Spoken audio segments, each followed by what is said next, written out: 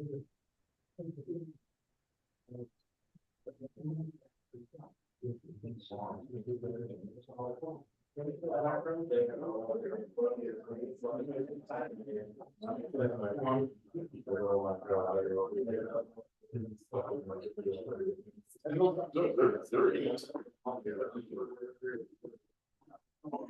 said if these photos up here, you need brief about it.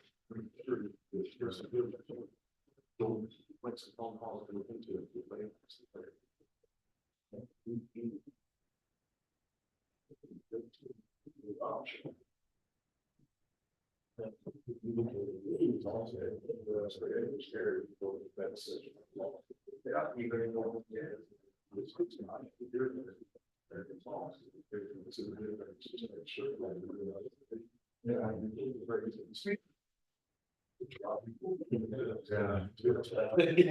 I've had some that. We don't spell shit in this way. I was like, I said some of this.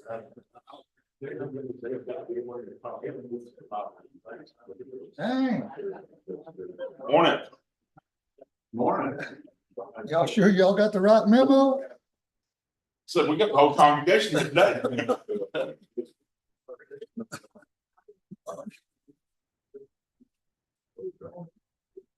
Did all y'all go through that metal detector?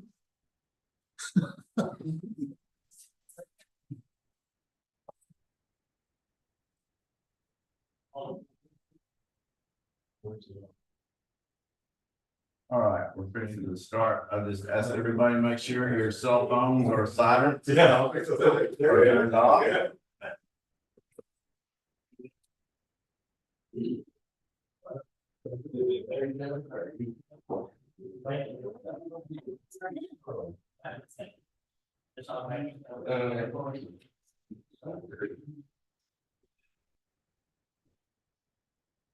All right, I'm gonna call our meeting to order, and we do have a quorum, all of you, including myself, are present. Then, we will move right on to item number 2, discuss subdivision guidelines, exemptions, and variances. I'm not sure who's taking the ball on this. I know Tonda has some stuff, but, Well, this was a request from Chad. The main thing is with this one-time exemption that's in our guidelines now, a one-time or one person, one piece of property exemption from the plating deal. We've just got to work out how we're going to do it. Chad and I have talked, visited a little bit. We think we need some kind of a form for the property owner to fill out, at least, on. So we got to track this some way, because one day we'll all be gone and we won't know who's come in here and requested that. And the reason we did that, we've always been trying to get it to where mom and pop or whoever could sell a piece of their land if they wanted to without jumping through all these plating hoops. It's not set up for a landman or a land person they're going to take advantage of it. Trust me, they're going to get their one-time exemption, but that's not what it was set up for. So that's why Chad wanted to make sure however we're going to do it, we start doing it and treat everybody the same way. So that's what that one's about. So and the form, what kind of form is it? we'll have to, we've got to design us one so that Specifically for exemptions, for the one-time exemption. one-time exemption. And that's my concern. It's not like the other exemptions. The other exemptions, the court never sees it. It don't fall underneath the subdivision guideline. The court has nothing to do with it.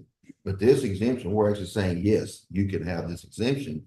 And I'm concerned that that may put some kind of liability on the court if we approve something that causes a problem.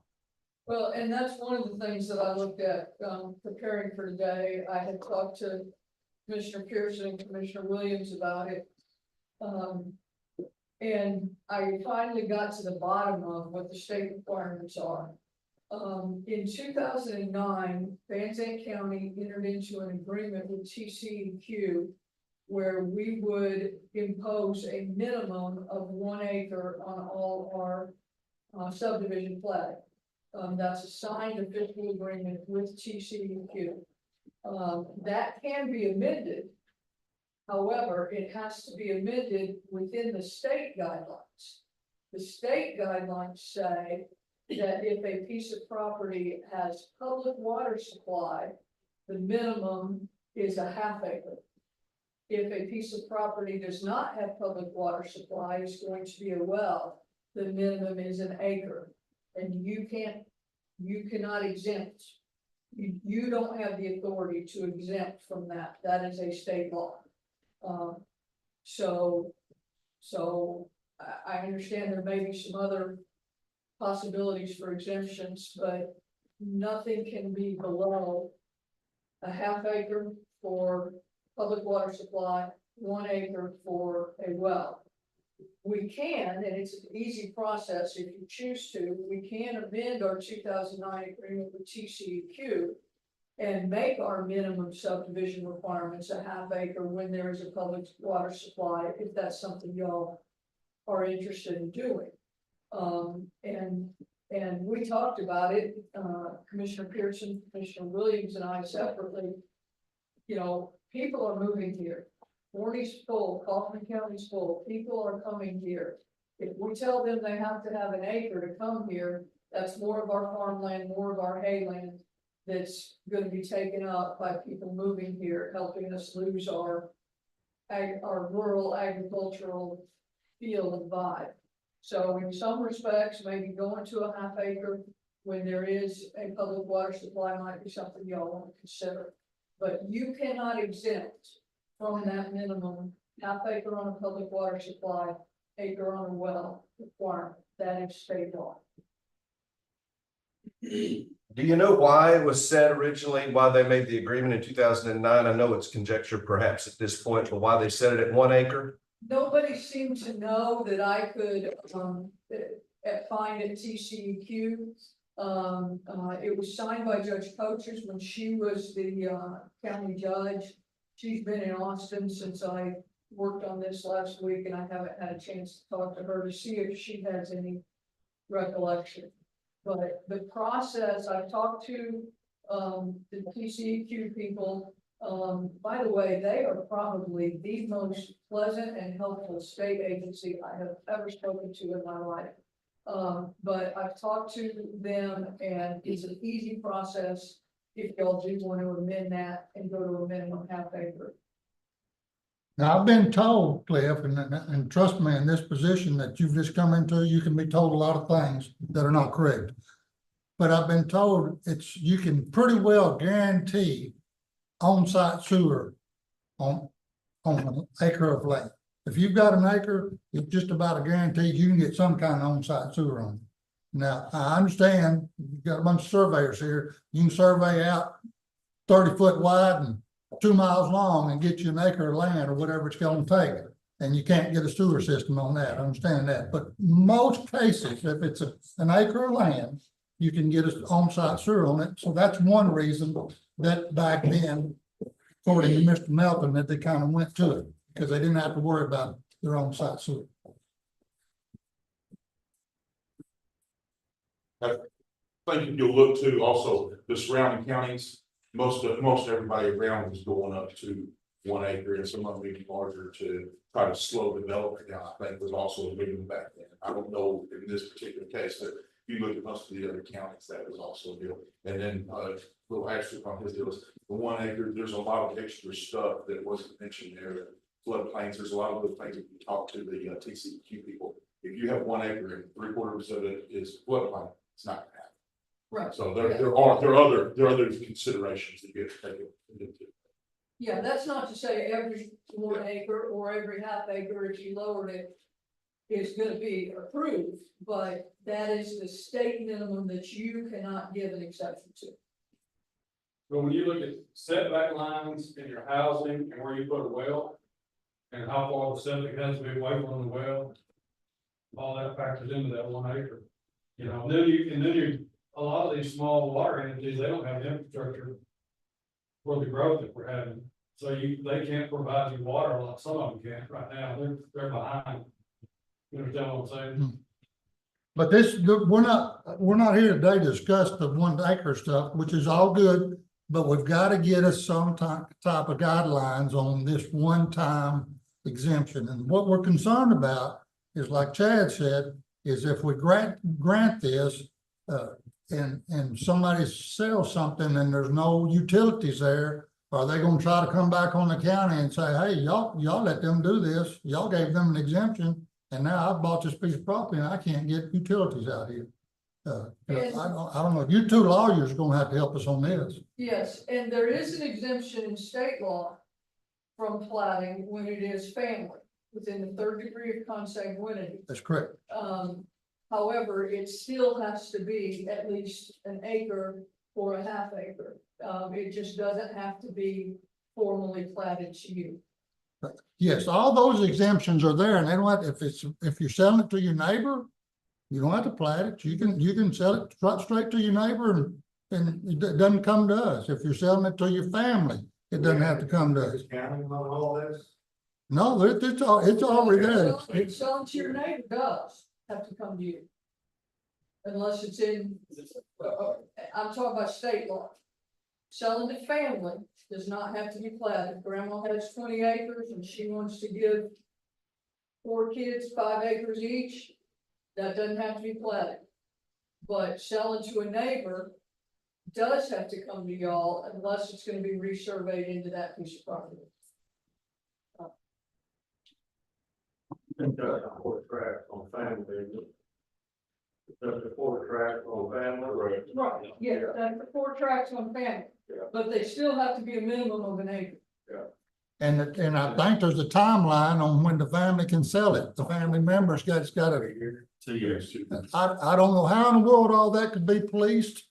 I don't know who's gonna police it. It's certainly not gonna be, I don't know how. I But don't. that's the thing about the family exemption. The court never sees it. We never grant that approval. It's just an exemption. Right. This one time, one thing, the court is actually approving, and that was my concern. If they landlock some land, if there's no water available, or if they leave a 10-foot easement to get the land in the back, what's gonna happen when that next property owner has a problem? Well, now, people can buy land without water every day of the week. I've done it. You know, it's agricultural land. I bought 12.5 acres from neighbor. No water, I got sheep on it and stock tank. There's no legal requirement that a land sale have water.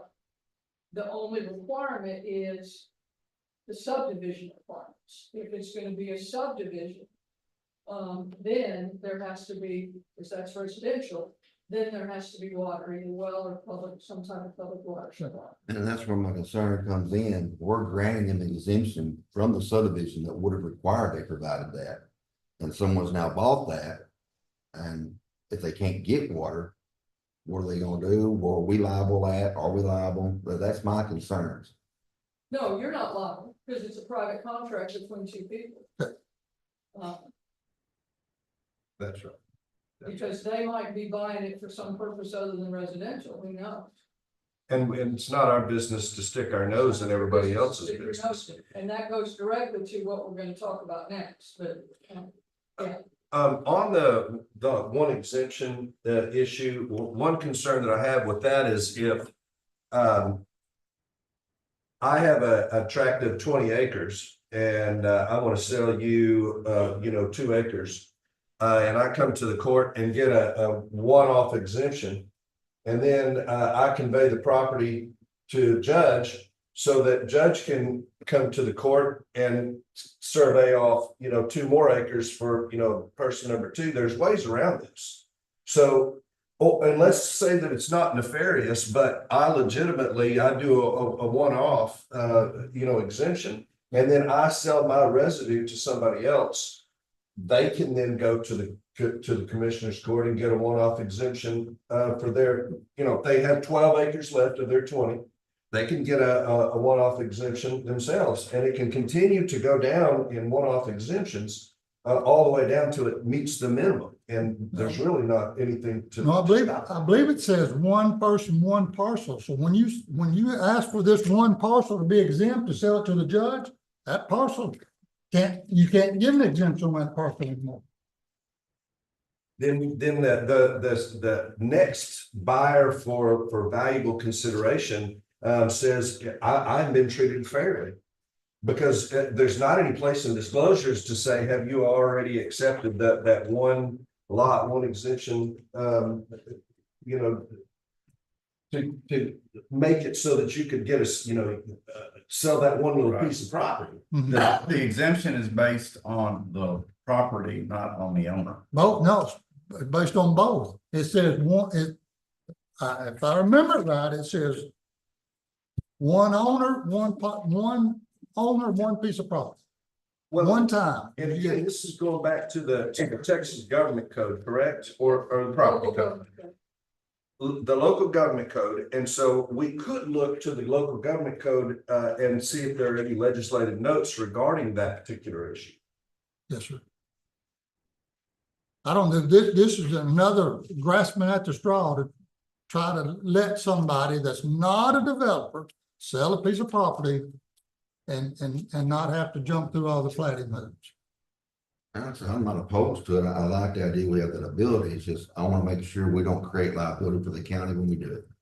Let's figure out what, if we're granting this as granting it this away, we need to make sure it meets whatever standards keeps us out of trouble. Do we need to take the checklist and just not plat it, but look at everything else on it has to meet, or do we just do nothing? I mean, I want to keep us safe. Well, I direct this question to the county attorney.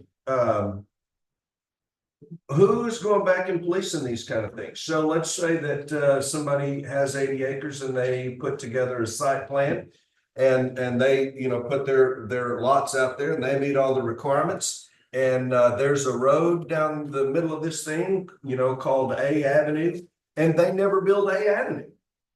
Who's going back to see whether or not A Avenue was ever built and whether or not, and to determine whether or not the plat that was filed with us that was approved was actually put on the ground? Are y'all doing inspections after you approve a plot? Typically not. And if we do and find something wrong, what's our enforcement avenue? Not approved. Ma'am? It's not approved. And that would cloud the title for the developer selling it. And keep them from being able to get utilities. Right. But it doesn't necessarily step in if Mr. and Ms. Smith buy one of these lots. They may or may not have ever gone back to check to make sure the plat was completely approved. And the first thing they know about it is when they go to get water or electricity and the utility says, we can't, there's a flag on this. Under our current system, we approve it in here, and within 30 minutes, the developer has filed it for record and it's done. It's signed and over with. Well, to answer your question, Cliff, the last one that Tom and I worked on, and a lot of developers don't like it, but we learned a lesson on some others. We required them to put up a bond. Well, they didn't put up a bond, they put up a irrevocable letter of credit. And that was date, and the bank sent the county judge a notice saying that it was going to expire in 60 days. Well, Andy let me know, so I go out there, I called the water company. Water companies put everything in, they're good, but they haven't got the utilities in and the electric. And so we made them renew that letter because they hadn't got their electricity in yet. It was a little bit less because they did have their water in. This particular road now, we didn't have no say-so on the road because they put in a privately owned and privately maintained road. That road is another lot of the subdivision, and all the lots in the subdivision own part of that road, and they've got a road maintenance agreement. So if an owner comes back on that and says, hey, they never built the road, well, that's your road, that's your responsibility, not ours. Now, if it's a public road, they're supposed to put up a road bond the same way. If they're saying they're putting in a public road, they're supposed to put up a bond guaranteeing that they're going to build that road. But isn't it true that for the first 2 years on all these private roads that they're responsible for maintaining it up to their standards before that they can approach the commission to ask the commission to take it over? So if they don't ever put that road in and nobody's going back to check it, That's why they should, if one came in through that precinct 3 today and they were putting in a public road, they would have to put up a bond or irrevocable letter of credit to cover the building of that road. And if it don't get built, then we're gonna file on that bond and I'm gonna hire a contractor to go build that road. So looking at the subdivision guidelines. Your guidelines call it a variance. The commissioner's court may authorize a variance from these regulations when, in its opinion, undue hardship will result from requiring compliance. Any person who wishes to receive a variance may apply to the commissioner's court with a list of and a detailed justification for each variance requested. The decision of the commissioner's court is final, and the commissioner's court can prescribe conditions that it deems necessary or desirable to protect the public interest, not the two private parties, in making their findings and take into account the nature of proposed use, blah, blah, blah. So, you know, if I've got 5.5 acres and my neighbor wants to build a barn that would come over a little bit, so I want to give him a 1/2 acre without, or sell him a 1/2 acre without platting it. You know, that's the kind of thing that would be all right, but this isn't, I mean, it says undue hardship. So I think these would be few and far between, but there's no limit in here on the number. The Commissioner's Court has to find special circumstances or conditions affecting the land involved such that strict application of these regulations would deprive the applicant of the reasonable use of their land. Granting the variance will not be detrimental to public health, safety, or welfare, or injurious to other property. Granting of the variance will not have the effect of preventing the orderly subdivision of other land in the area. So. Yes, we do the variances and that comes to the court. The issue we're at is this exemption. The exemption is separate from the variance. Just like if you're a family member, that's not a variance. You're exempt from it. You don't even have to come to us. And that's, I don't have my book in front of me. You may have it on there where it talks about that one-time exemption. Has anybody found it in the? Yeah, I was just reading it this morning, here it is. What page? Where's that at? Doug? Page 11, general exceptions. I think that's what it is. Yeah, 1.4. Yes, page 11. Here.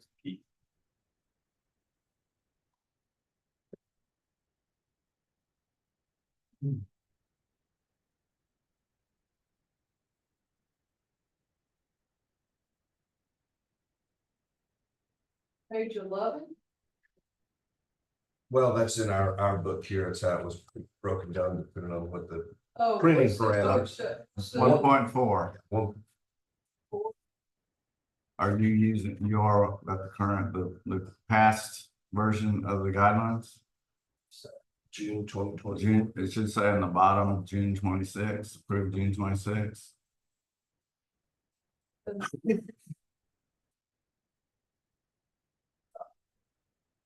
Okay.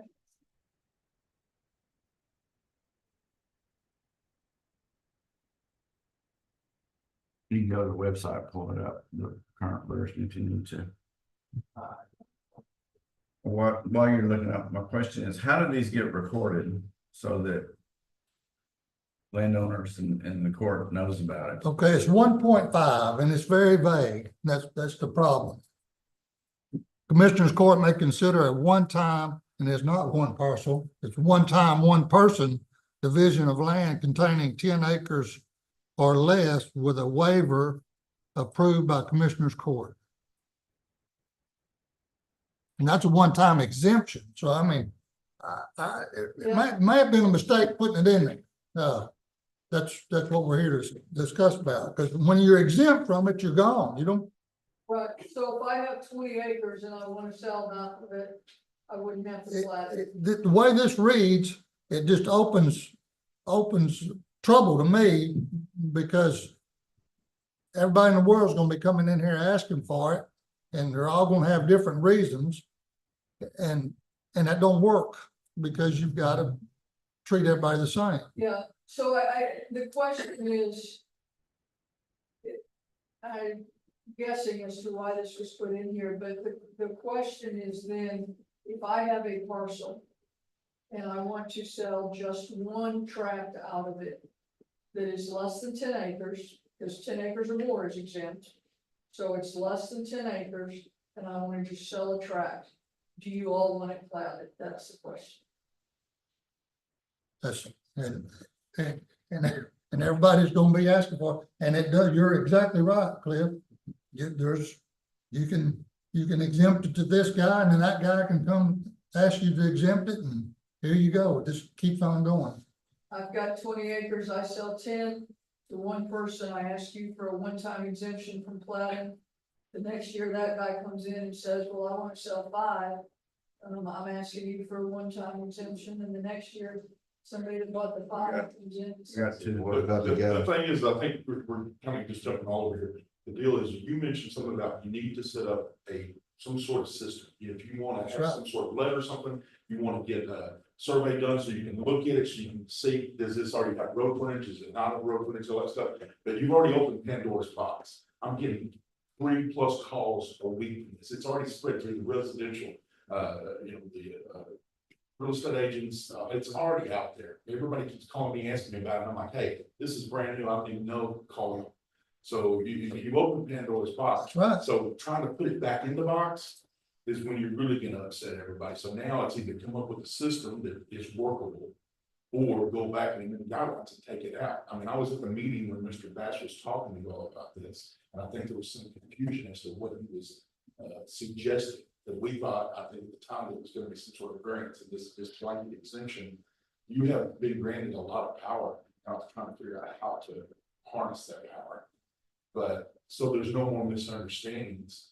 I mean, I don't know if you're. That's what we're trying to, yes, sir, that's, I you're think- right on I target. think you need to have mandatory meetings between you and the people, so you can figure out what you can do, how much time do you have?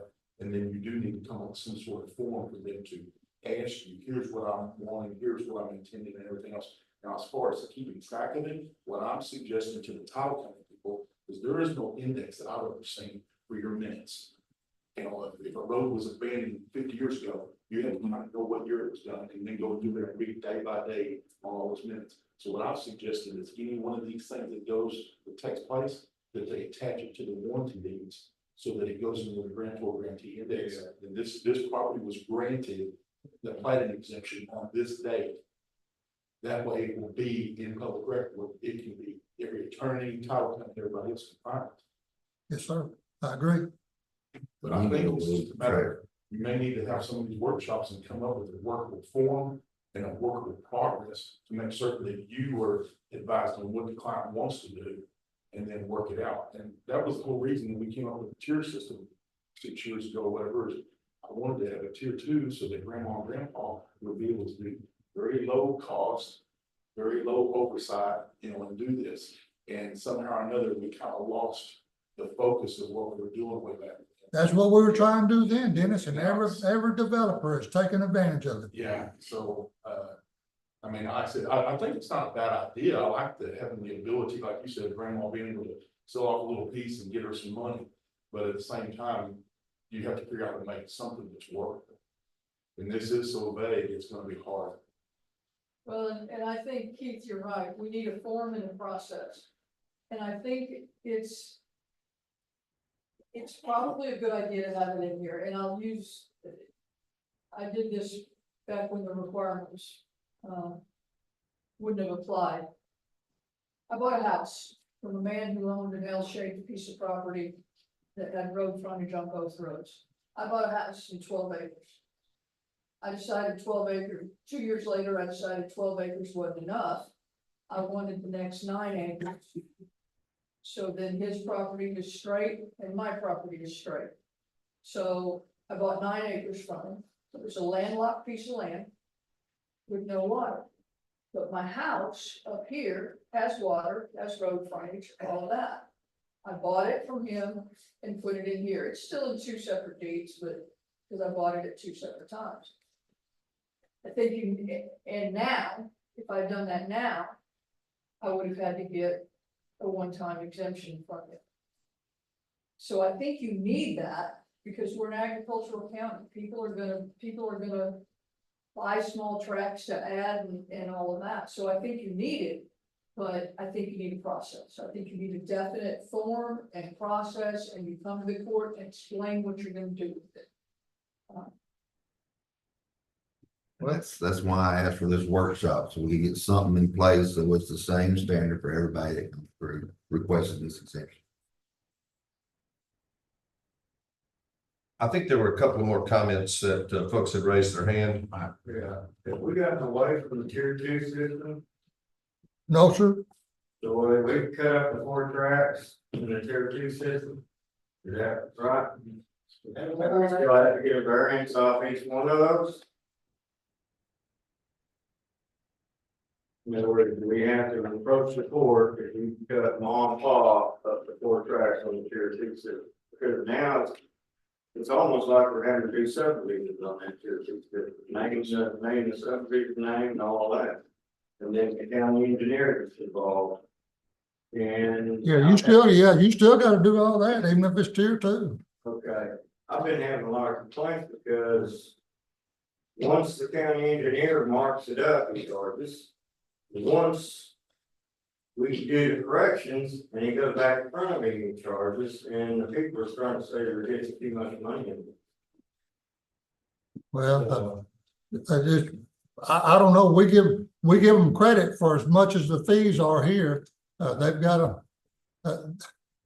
pay some engineer somewhere to get it all right for them. But So, extra, I work for extra. do I I, could use my own engineer on all this stuff, but it still have to go. In other words, my engineer can do the design, drainage studies and all that, but it's still gonna have to go through. yeah, but he's just gonna, his fees are not gonna be more than the $1,000 that you're gonna pay here, and we're gonna give him credit for the $1,000 here. Are you still giving credit? Yes, sir. Yes, sir. We the last 2 we did through here, we give them credit up to what their fees are. On the tier 2, are we still having to do drainage studies on all those, or the engineer have to do a drainage study on all It's those? not into, it's in tier 1, it's not in tier 2. If you read the tier 2, you read the tier 2. You have a question? Yeah, I got a question, that's, what he's talking about is what I've been concerned with. Whenever we first had this meeting, I mean, when this board first started the development survey, and we all met out yonder at another location. And we told y'all that we needed some kind of something of it, so we didn't have to do a subdivision, name a subdivision, and we needed maybe 4 tracks cut out, and y'all said, okay, we can do that, we're gonna call that a tier 2. But now then, if you read what you got set up for a tier 2 with the bottom, you say, all other requirements and deregulation are applicable to first tier development and not applicable to second tier developments. Y'all are making us name on subdivisions, you're making us file them on my law, you're making us file them down here on a 4 cutout track. And that was a tier 2, and that those requirements of the tier 1, and your manual said, we don't gotta follow those on a tier 2. We don't gotta do subdivision names, we don't gotta make them subdivisions. And that's the way it was initially set up whenever we all met out yonder at the very first hearing of this, y'all call out the surveyor here. And you put the clause in here, then if you flip the page to go to a tier 1, then you start seeing where you gotta have a subdivision name and you gotta have these different things. Well, tier 2 number 1 is ever supposed to be a subdivision like that. And it's confusing when you look, because if I want to do a tier 2, I got to do a tier 1 subdivision. And that ain't what your book says. And that ain't the way this committee ever set it up. Now, the only difference in a tier one and a tier two is in a tier two, you don't have any public properties. You don't have any roads, you don't have any parks, anything that's gonna be dedicated to the public. They're all joining on to an existing, some kind of an existing road. And and all this stuff is comes from Mr. Bass. He's a professional on this. Well, I don't get it, nice did that, but that wasn't the way that we all had discussed. Oh, well, just because we come up with something and we go to our council and they say what you're doing is not the way the state of Texas wants you to do it, we gotta go with what our lawyer tells us to do. There's a lot of things on here. I wish I could throw this whole damn thing out that window, but the state of Texas won't let us do it. But I was just reading your manual, and your manual says, here's what you gotta do on a tier two. Now, then the tier one, you gotta start going through that, naming the subdivision, and you gotta start with, that's a tier one, that's not tier two. A tier one, a tier two is supposed to be 4 tracks, up to 4 tracks good. And, but it was supposed to have to be a subdivision. Now then, I did a tract of land right outside of town. And I was looking it up, and I had, here's a subdivision here for a 2-acre tract. Then they tell the landowner, well, you got a 20-acre tract here, you're gonna have to cut out, he wants to cut out another 2-acre tract. Well, here's another subdivision here. And the next thing you know, I got 3 subdivisions on this one little straight line right here. Recorded over here in the courthouse as a subdivision. And he just sold all the rest of it, so he could get out of it, because if the pain was working. My age said the pain working, I deleted the ordinances and everything, I just said, oh my God. Yeah. But it was my understanding, to get away from these subdivision plans, I was going around a tier two, and it was going to be filed in a different way. At one point in time, a tier two was filed all in the deed record. It was not filed down there in the record. It was an each and down description, it was a plat, and it was required to be filed inside the deed record. That's the way a tier two was. Then we got to a tier one, we had to do a subdivision plan. And it had to be done by block and looking at, Yes, and sir. filed in the record. Yes, sir. And Yes, sir. it was still being filed, a tier two was.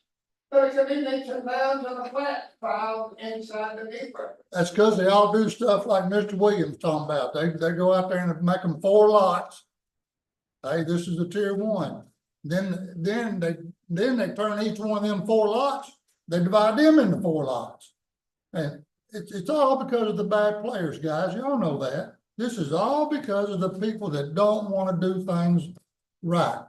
And don't want to sell land right to the people and take advantage of it. That's what all this comes back to. See, I told, one of them called me, and he said, Herman, I got 10 acres. And my wife's blind, and I wanna cut this 2-acre tract out around my house.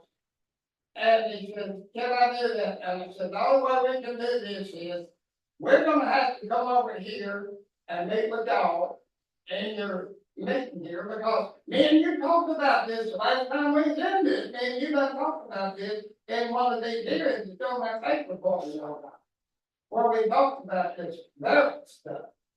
And you told me specifically, say in a situation like that, all I had to do was bring the client in. I couldn't come by myself, but I had to bring the client in. And said, I'm here and petition y'all, get her on the books. And talk about getting a variance, then I could get a variance for this 8 acres. That's So right. I didn't have to do a subdivision back. That's and right. forth. That's right. You still can. You know, but I just didn't understand it sounds like you blended tier one and tier two, and you just make it you just do like tier two, and it's all become tier one subdivision. That's what you're doing. Basically, if you read your own manual, that's what it sounds like. The manual here, if you read it, and you get down to, on page 14, you get down to E, 7E, then at 7E, it says, this is all you got to do down to 7E. For a tier 2. Now then, if you're gonna go to a tier 1, you're gonna have to pick up, and everything down below becomes a tier 1. And I was just asking these questions because it's not. I think the tier 2 and tier 1 got blended together so that a surveyor basically walked in here, he's got the tier 1, he can't never get the tier 2 up. They can come ask for variances and that's all that, but we're not, all that's done. If we're gonna change the subdivision guidelines, we gotta start all over with have public hearings and everything. All I'm here today to do is figure out how we're gonna do this one time, one person exemption. That's what Chad put it on here for. Because there's people asking for those, and that's what we're trying to figure out today. Like Mr. Dennis said, there's a lot of people asking for it. And my question is, what information are we gonna require them to give us? And how are we gonna track it after they do? I could go to Dennis and do one, and I could go back there, to Mr. Jordan, say, I wanna do another one, and then go over to Mr. Singer, and I wanna do another one. Who's gonna catch it? And so that's the two things, what are we gonna require of this related to subdivisions? Are we gonna say you gotta meet the road width right away, but we're gonna say you gotta provide water, or we're just gonna say, I wanna sell one, okay, and we sign off and go. But I don't wanna get the county in any kind of issue. And then once we get it, how are we gonna track it? This person's done sold this one lot. So this is the workshop, so y'all can't vote and decide anything, but I would suggest that two of y'all decide you're gonna propose a draft, and then put it on the next, or put it on a commissioner's agenda and have your draft considered. That's what I would think we would need to do is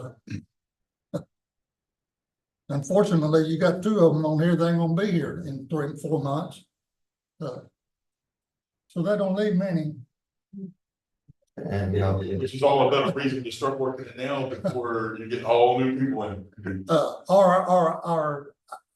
I would like Cliff on it because of his expertise in this area. And then I believe we ought to have one surveyor in there and the three of us get together and write out how we're gonna do this. Chad, you're just trying to make sure that the county's not liable. Is that what that's you're not at? gonna make sure we're not. And we treat everybody the same. That's the go. And that's part of liability, treating everybody the same is part of liability. Yes. It's a major part of liability because again, you have, caveat emptor, you have buyer beware, you got to do your business. If somebody buys a piece of property and they choose not to use your services and get in a survey, they could be in for a very eye-opening experience in the near future. But my personal philosophy is less is more. We need to not be hindering the ability of folks to do what they need to with their property, and we need not be doing things that are going to keep people from expanding into Van Zandt County. I don't want them to go to bypass us and go to to Anderson or Cherokee or some place further south or Hood County north. We need to be doing things that helps the community. I'm perfectly fine with order, and I think that if two people enter into an agreement to sell 2, 3, 4, 5 acres, and it's a cash transaction, we will never know about it unless a title company gets involved, or they go down to ask for for some utilities. We won't ever know that somebody sold somebody a half acre because their barn was built over the property line.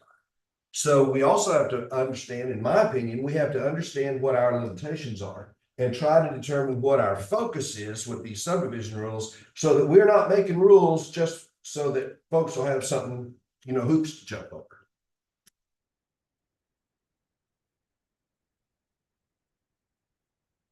So you and Keith work together with one of these surveyors on coming up with something.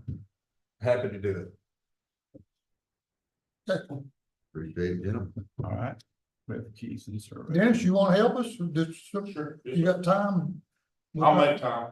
We- I've been going through this with y'all for however long, so I'm in. Yeah, and we'll get, Yes, sir. we'll get something and bring it back to the court in another workshop or something other. Yeah, and I do like the idea of putting, it's a document that can be notarized, so that it can be put of record. So that the title abstractors and such can see this and That's a really good idea. see what needs to be And, done. and we're communicating with Susan to try to figure out a way to get it filed in the clerk's office. And still, I don't want it in the file in the commissioner's office, because those, we need some way where public can find it. So Susan's working that area out. So if that suits the court, that's what we'll do, Andy. Okay, I think it's a great idea. Okay. I have a quick question. What is this process and form covering both exemptions and variances? Those are two separate things, aren't they? They're two totally Yeah, separate. no, the A variance, variance is a specific thing in the ordinance, like I can't meet the whatever, because of the shape of the property, something like that. And that's not what we're talking about today. no, or like the gentleman behind him was saying, they have an unusual situation that they want a variance from jumping through some of these hoops. You guys, y'all come to us that right now. You go to whatever commissioner it's in that precinct, it's not his, he brought one last week. The guy wanted a variance. It's not his individual privilege or decision to make. So he told the people, say, I'll put it on the agenda. I'm not saying it'll pass, but I'll put it on. He even told him I won't vote for it. But it's not my decision. So he put it on the agenda. It didn't So I pass. guess my question is, can this form that y'all come up with be used for variances also? Well, no, it could be, Andy, but that's not, we're not having problems there because of variance. You come back as many times as you want. We just on a variance. We've just got to have some way to track this one-time exemption.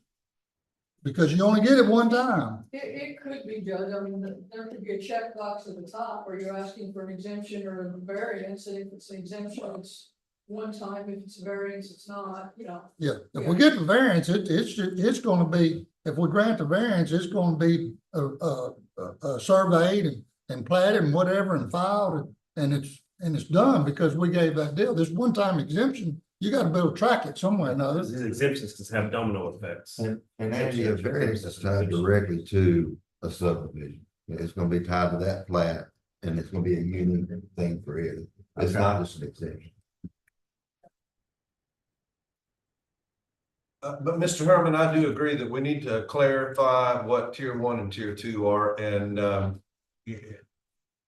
think that at the same time, all of the commissioners probably will be delving a little closer into that so that we can give you a better answer on what tier 1 and tier 2 are, so we can determine that. Yeah, I think the last time we did that, we called it a variance, but now we're calling it an exemption. And probably what I would have been wanting for this land, and there's the 8 acres, would probably be an exemption instead of a variance because of the climb line to be able to get everything in. That would probably be an exemption. Now instead of a variance. Well, we'll look and try to provide clarity. Yes, sir. Judge, can you turn that back on? I may turn the TV off in the process. That one over there. I did. I turned that off. All right, the next item, guys, is something that I think a lot of us, have received emails about from, some folks. This is in precinct 1. That's on the TV, not on the. Okay. It's a piece of property on, this is County Road 1927 here. And a gentleman, I don't know how much he started with, but he started with at least this right here. And before the 10-acre minimum was in place in this year, back when the 5-acre minimum was in place, he divided this into these tracts, each of which, or most of which are just over 5 acres. He still owns this one and this one. And of course, because they were more than 5 acres, it didn't have to be platted. So some people bought this one here. This is here today. I've had several emails, conversations with her. And another lady bought this one here that I've had several email conversations with. The problem is the gentleman who bought all of this, the gentleman who divided all of this, did not use a lawyer, and he did not do it right. He did not, after he had it surveyed in separate tracts, he did not go down and file. And he sold, like I said, at least 1 in 3 here. I assume he sold 4, but I haven't heard from that person. So he sold 1 in 3.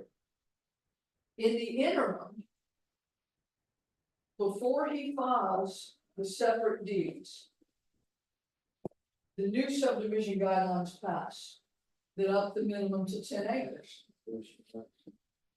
So now the folks who have bought 1 in 3 are being told that they can't have a water well because there's too much iron. And South Tawakoni Water will not give them water because they're less than 10 acres and it wasn't filed properly before it went to they're less than 10 acres and the separate deeds weren't filed properly before the subdivision guidelines were changed. So technically now, this is a subdivision that should have had to be platted. Although when he had it surveyed, he would have been exempt. It wouldn't have been a subdivision because he was over the minimum threshold if he had done it correctly, but he tried to do it himself and he didn't know what he was doing and he didn't do it correctly. My position is that this is not a county problem. This is 2 people engaged in a private transaction that they did without a lawyer and the people who purchased 1 in 3 have I can't give legal advice to anybody at the county, but if they were my friends, I'd be sending them to see a lawyer. So I just wanted to bring it up to y'all so that you would know the history, because a lot of us are getting contacted by these people. The only fly in all that ointment is that Miss Wonderluck here did actually buy her piece of property before the subdivision guidelines changed and went to the 5-acre minimum. And that deed was filed when she closed last December.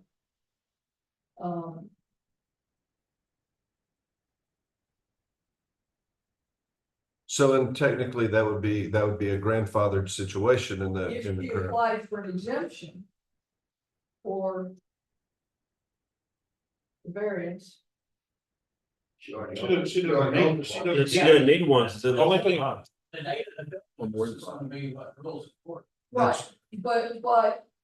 but the water company won't give her water without something. Because now there's a 5-acre minimum and she's over 5 acres, she's 5.4. This works kind of on what we were talking about, doesn't they just need to bring you copy of that deed dated, whatever, they can get a letter saying it was done under those current standards at that time. Mhm. And then the water will release it, the other ones may not. I stayed your electric line on the track. Is that done out of a Houston company? Yeah, mine was bought before, so the electric, Yeah, I did, So it's just a those first Houston company did all the work out there. They hired me to come and stake transmission or electric lines down 50 foot off the front. except for the last lot. which is Yeah, mine. yeah. I had one similar to it, and, well, Keegan sent South Walkeny a letter saying that this was subdivided and deed recorded prior to our current subdivision guidelines, and they don't have to come to us now. Do you know? Where you start?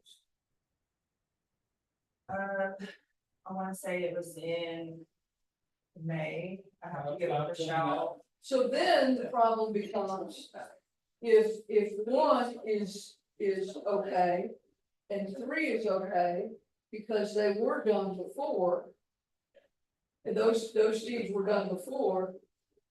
That leaves this tract unable to be sold or unable to have water. Is it the residue? Is that what's left? Well, it still belongs to the developer. But it's 5.6 acres, that's why he merged 9281, he merged lot 2 and 3 into one, because it puts it at the 11.2. So he was selling them at the 5.6, and then after the guidelines changed, it looks like he merged 2 and 3 to put it over that, and then lot 6, obviously, because it's now locked between mine and the other one. Why would that middle one not be able to have water if it's grandfathered in? It's not grandfathered It's in. not for sale. I'm talking about the ones that they bought. Or grand, All right, this is her tract. right? Here's the Winter Lake.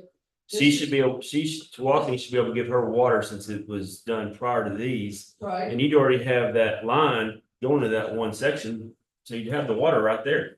So No, they're not saying the water's not there. The water's there. South Walkeny is Actually, the doing, water's not there yet either. Well- Something's changed. it's not there yet, but if she gets a letter from the court that says that this is okay, then South Walkeny will give her water because her deed was filed before the new subdivision guidelines. If this lady, Michelle Price, gets a letter from the court because hers was filed, then they will give her water.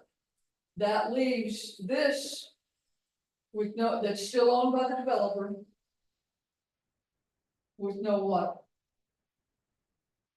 I guess my question is that if that water line goes down there to provide for her, Right, the It's law already they on get the- the road, yeah. but that doesn't mean they're gonna give it to them without something. Now, here's my other thing. Nobody, none of them have applied and officially asked the court for it. But I just wanted y'all, since we're all getting emails and questions and everything, to know about it. But this and this were done before the new guidelines, so they would have been okay. it's correct. And if y'all want to give them, if y'all want me to give them letters, I'll give them letters. But, Yes, they should get a letter saying it was all done before our guidelines. okay, And gentlemen, I've turned this over to Tom. I started with Zach, I brought Tom up, but when I talked to South Walkeny, I've got, like they here calling me, needing a letter of exemption so she can get water. And I'm like, by our guidelines at the time was over 5 acres, and it goes back to those exemptions that this court never sees. And so how do I write a letter on something that we never seen? Right. And then when I call South Walkeny to ask, South Walkeny tells me the developer came to him and asked what it was gonna take to get water there, and they gave him a number. And he decided that he wasn't gonna pay that number, and so they deemed it as an illegal subdivision, wanting to provide water, because he didn't pay to upgrade the water lines and bring them down there to provide water. And so that's their stance. Unless you give us a letter of exemption, we're not providing it because this is an illegal subdivision. And that's what every utility should do. South Walkeny is doing what they ought to do. exactly. Somebody comes in there and they've divided land up, they're saying, wait a minute, until you go to Van Zandt County, we're not gonna give you water. And it's And I think it's not one commissioner's place to say, yes, I think it has to come to the court, I think an exemption has to be applied, a letter has to be applied for, all of that. That's why I wanted to bring it up in this workshop, so the folks who were affected could be here, we could talk about it. So we would have to put it on an agenda for the court to vote. But, yeah, now, the other issue is, the other confusing thing is, you're right. The developer originally said there would be water there. And that was part of the price. That was in the advertisement for this land. Again, I can't give legal advice to anybody other than the county. It is not in the sales contract. So. Again, if these people were my friends, I would tell them, go see a lawyer. Because there might be a cause of action for that advertisement, even though advertisements aren't generally a part of the contract, but in real estate, the rules for that are very different. But that part of this dispute, whether they got what they paid for or not, is none of the county's business. Because land can be sold every day of the week without water, unless there's a misrepresentation. But I just thought it important for everybody to understand, and for the folks who are involved to understand why we can't do any more than what we're doing. That piece of land that's in between the two that we've said happened before, what size is it? 5 point something. Well, and it's impossible to make it bigger now because two people own it on each side of it. So that piece of land's gonna have to be sold at 5 acres. Now, we may have to give a variance on it. Unless he sells it to one of them. Yes. And quite frankly, that's what he deserves. Yes. And there's a gas pipeline running diagonal across it, so I'm not sure what he's gonna. Who else he would sell that to anyways. That backs up to Bruce Miller, that's the job up there. Texas professional survey out of Houston. They're going to do that platinum survey. And ma'am, I hope this helps you understand. I haven't been trying to be difficult. I'm trying to pull your phone, I was just like, I don't know which direction to go to. How big is that piece of land there that you're on now? It's okay. She said to combine to it. Mhm. I would just make a suggestion to anybody who bought those, that if you do talk to an attorney, make sure you get one that knows real estate law, because she touched on it. Depending on the contract you sign, that can make a huge difference. There's ag contracts and there's residential contracts in real estate, so make sure you get an attorney that specializes in that. And I looked at her, she was kind enough to send me her contract so that I could look at it. Yeah. And depending on the contract, that can make a difference whether you want or not. But that's the whole thing. The reason that the state gives you the power to do these subdivisions is to guarantee the public's interest here. And water's a big one. We've been talking about it for years. A lot of these lines aren't large enough to have the capacity. There's areas that I know of right now where there's moratoriums are working. They don't have that water. Large growth is just complex and crazy. And that's the reason that you're here, to guarantee that when somebody drills a well, they're gonna be able to get water. The capacity plant, they're gonna be able to put a meter in there for their home. And this incident was one of the things that really prompted me to want to do something about that one-time exemption. Because you can see the issues this has created, and I wouldn't want us to jump in there and create issues like this unintentionally. Somebody's got 3 acres and they want a one-time exemption on an acre in the middle. We just made a tier 2 subdivision. Well, that's that piece of that 5 acres can be sold, but he's gonna have to plat it. Now, he can come and ask for an exemption not to name it, not to have that 1 acre, I mean, that 1 acre tract, that 5 acre tract is the Smith subdivision. We can do a variance on that type of stuff. And I'll honestly answer this, it's a standalone 5.7 acre tract of land right now. Why would it need anything? I'm gonna get to sell it. But even if y'all require a will serve letter like Smith County does from the water company before you would file a plat, and these people sit on these lots for 5 or 6 years before they decide to build, then they go to build, the water company can tell you, well, it's gonna be X dollars to improve that because we're tapped out on the end of that line. I mean, that's, but once again, before y'all file the plat, y'all had the will serve letter, y'all got that. So everybody's covered except the home or the builder, the person trying to build the home, because the water company now has overextended their supply. And now everybody's up. And they're gonna tell them it's gonna be $50,000, but we can get you water. If that happens every day, it's gonna down in these little water districts. That's kind of where the will serve letter comes in, because they generally tell that developer, you're gonna need to pay this much to upgrade the lines to their will serve. And it gives the person that bought that property that letter to go back and say, you said you would serve it when I bought it. Well, Texas Real Estate Commission promulgates various contracts for sales of different types of property. The undeveloped land contract does address utilities. He didn't use that contract here. The contract he used doesn't address utilities at all. Well, that's one thing Cliff and I got, well, this one-time exemption, folks, was not designed for land development. It was not put in here for the people that develop and sell land as their business. It was there, it was put in there to help mom and pop or people in certain situations that they need to sell a little bit of their land can do it and not have to jump through all these hoops. It's not for the developers. I'm sorry if you're a developer. I'm sorry, it's not what it was put in there for. That needs to be in what y'all Yeah, talking yeah. about. Yeah, but typically developers own the land, not in their individual name. You know, a lot of them don't own it in their individual name. They own it in the company name, you know, for the protections. So I think if a piece of property is owned by an individual, yeah, I think we can probably narrow something down on that. But if that individual selling 8 tracks, he's a developer. I don't care if it's in his own name or not. He is a developer. That's true. And I'll tell you that this man, there's a subdivision in your precinct too. I know I got a problem in one. And like you said, with the one-time grandma wants to pay her taxes exemption, which I agree with it.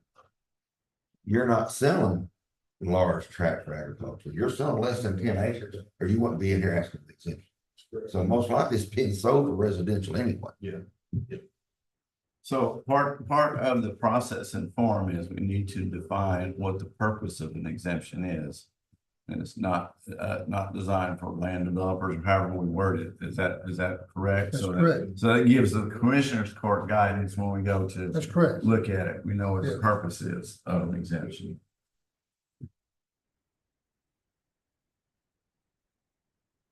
And all the ones that's come to me have been less than a few acres. It's residential property. It won't even meet the qualification for ag exemption. How would y'all police that? Because say I got 10 acres. I still want to get the exemption 1 acre, transfer it to my dad, and my dad comes, exemption 1 acre. Then we sell it to my brother, he applies, all of a sudden I've got 1 acre tax on the process. That was his question. Yeah, that's what I said, you know, and in this particular instance, if it's all cash sales, there's not a title company or anybody else, you know, if a bank is financing a 1 acre tract, and they want a title policy on it, then the title company will see the exemption in the record and try to determine whether or not it applies to this transacted piece of property under this contract. But you know, you really can't, you know, at that point, especially if it's a cash deal on a 1 acre tract of land. The only time they'll get caught is when they sell it to an end user who tries to go then to the water department or the electric company and get utilities. And now they are caveat emptor, buyer beware. Got to do all your business. And quite honestly, it falls a lot on you guys who go out there and run this title, and you're the ones that can stand up and tell these buyers, I'm sorry, but you're not going to be able to build a house on this area. You're going to have to get an exemption. You're going to have to do all this other business because this is going to come. It's going to have to go before the commissioner's court, and you're not going to get it. I think most of the problems that we're having is not with our surveyors or these surveys. Gotcha. It's surveyors from, Dallas and wherever. That's the problem. That's where we're getting the problems at. And you get to where our surveyors tell them, you can't do that, and they say, I don't care, I can't even survey my land, and the surveyor makes a note on the survey. That they need to follow the laws, but it's still a survey. Understood. So that's all I have on. I don't know what else. Item number 2. Do we have anything else to discuss on subdivision guidelines? Anybody here have any more input?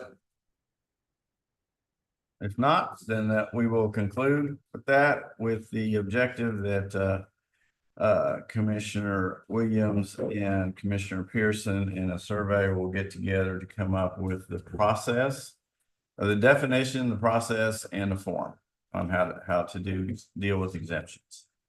All right, moving on to item number 3. Discuss contract for disaster debris recovery consulting services.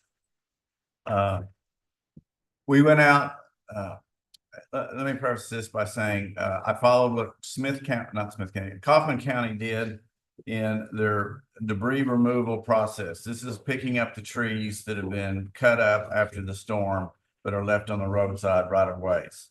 And they went out, they bid out 3 contracts. One was for a consulting company to basically monitor and to help them in the process to make sure that they did it correctly for FEMA funding.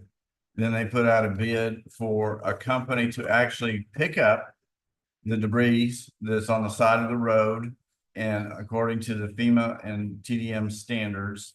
And then the third bid or contract, the bid RFP that sent out was for a monitoring, which is required by FEMA, and that is a company to monitor what the company that's picking up the debris from. So they put these bids out. We elected to just go with the first contract, RFP contract for consulting services, and we posted it. We sent it out online, and the submissions that we got back, we only received one bid RFP. We only see one RFP from Rostan Solutions, and the RFP did not. The only thing they had in there was hourly rates. They had nothing. They gave us no estimation of how many hours it would require. So and I put it in the binder if y'all wanted to look at it, but I don't believe it's a viable selection to do what we want to do, because there's no way to tell what the cost is going to be for that service. So that one is we have to decide, do we want to reject the only bid we got? And then the second question would be, where do we go from here? So that's the question. I mean, we can go out and put out the RFPs for the other 2 contracts using language similar to what other counties have used, and see what the bids will be to pick up and remove the debris on the roadsides. Or my personal preference is just to sit on it for right now and let us get finished with the current process that we're working on to get FEMA reimbursement for the work we have already done before we invest more money into administrative stuff that we may or may not get reimbursed for. So first question, do we want to reject the only bid? What's the proper terminology, Sandy? Reject, okay. Now we can't vote on it here, but this would come back into the commissioner court meeting. So I don't know if you look at it. Has anybody looked at the contract, the proposal, the RFP? It's not in the book. Oh, that's right. I'm sorry. Yeah, it was sent out. But I didn't submit it in the book because it's not open for public record. until an award is made, so I didn't want, the, binder can be considered open record.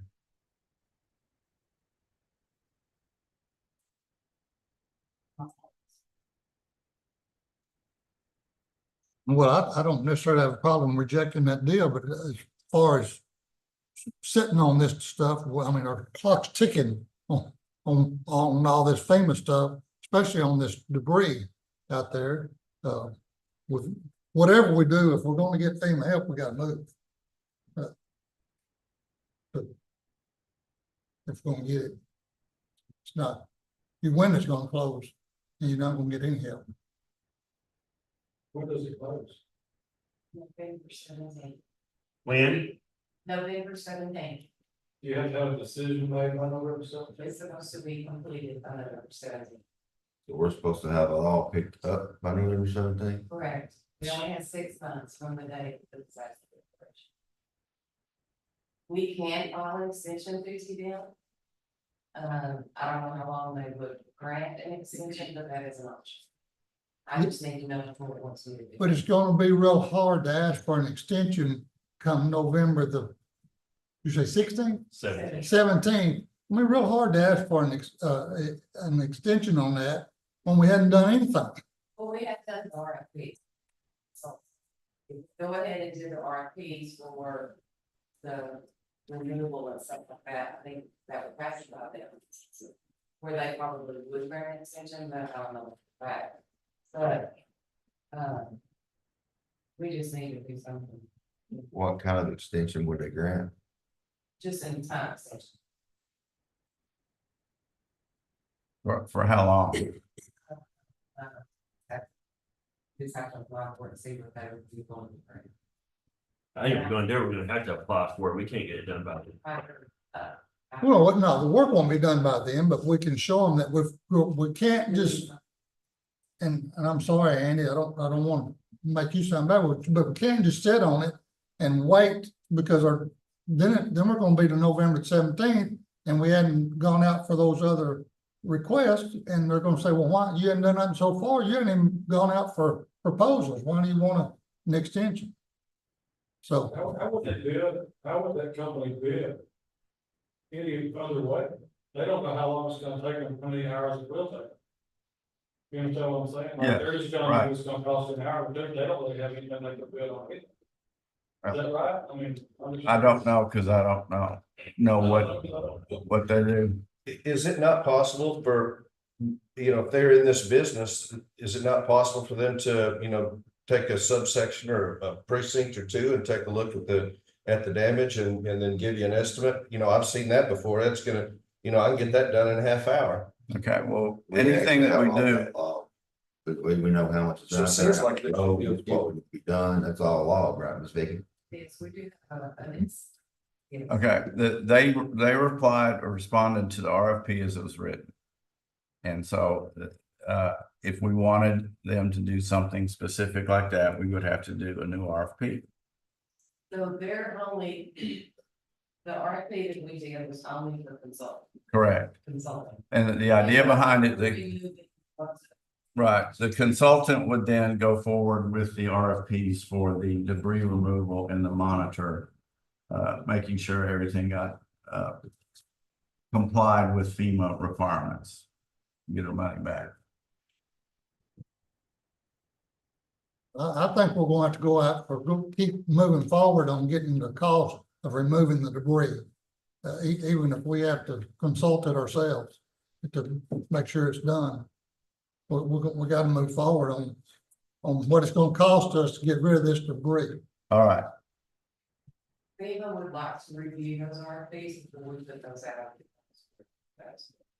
Just to make sure that all the money is there.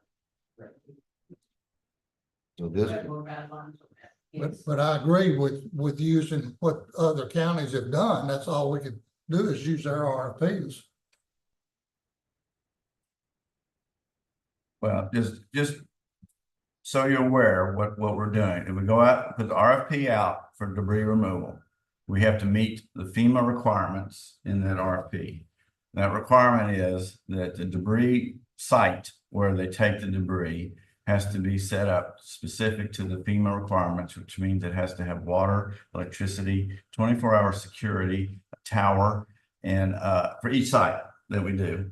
And that it has to have a site manager from the county to be there when they bring the debris to it. And that we have to work tickets for every load that is collected. And we'll have to have a county employee at the site where they're picking up the debris to fill out the form and hand to the driver and to document what has been picked up.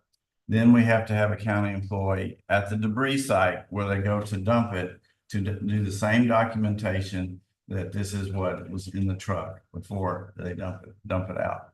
Okay, so all of this has to be done for every load that goes through there. And then the company that is doing the debris removal will invoice us. The county will then pay them. And then the county, at the conclusion, once we get invoices, then we can submit them to FEMA for reimbursement at 75% of the cost. And they have the right to adjust that amount if they feel like it's not documented properly. So we're looking at only getting 75%. They do give us like a 5% administration fee or reimbursement, but it's an incredible amount of work and that would be required. I'm almost of the opinion, let's just go get someone to bid just doing it without going through FEMA reimbursement and see, because we won't have all that overhead that we're going to have to pay for in the long run. But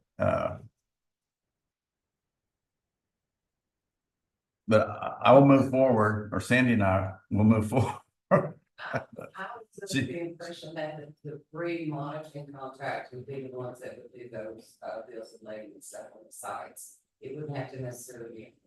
No, if you look at the bid, the Kaufman County bid, or actually the contracts that was done, the bill, the 5-part form has to originate at the site where it's picked up. Yes, we would originally build those things, but they would be given to that debris monitor that is working for us.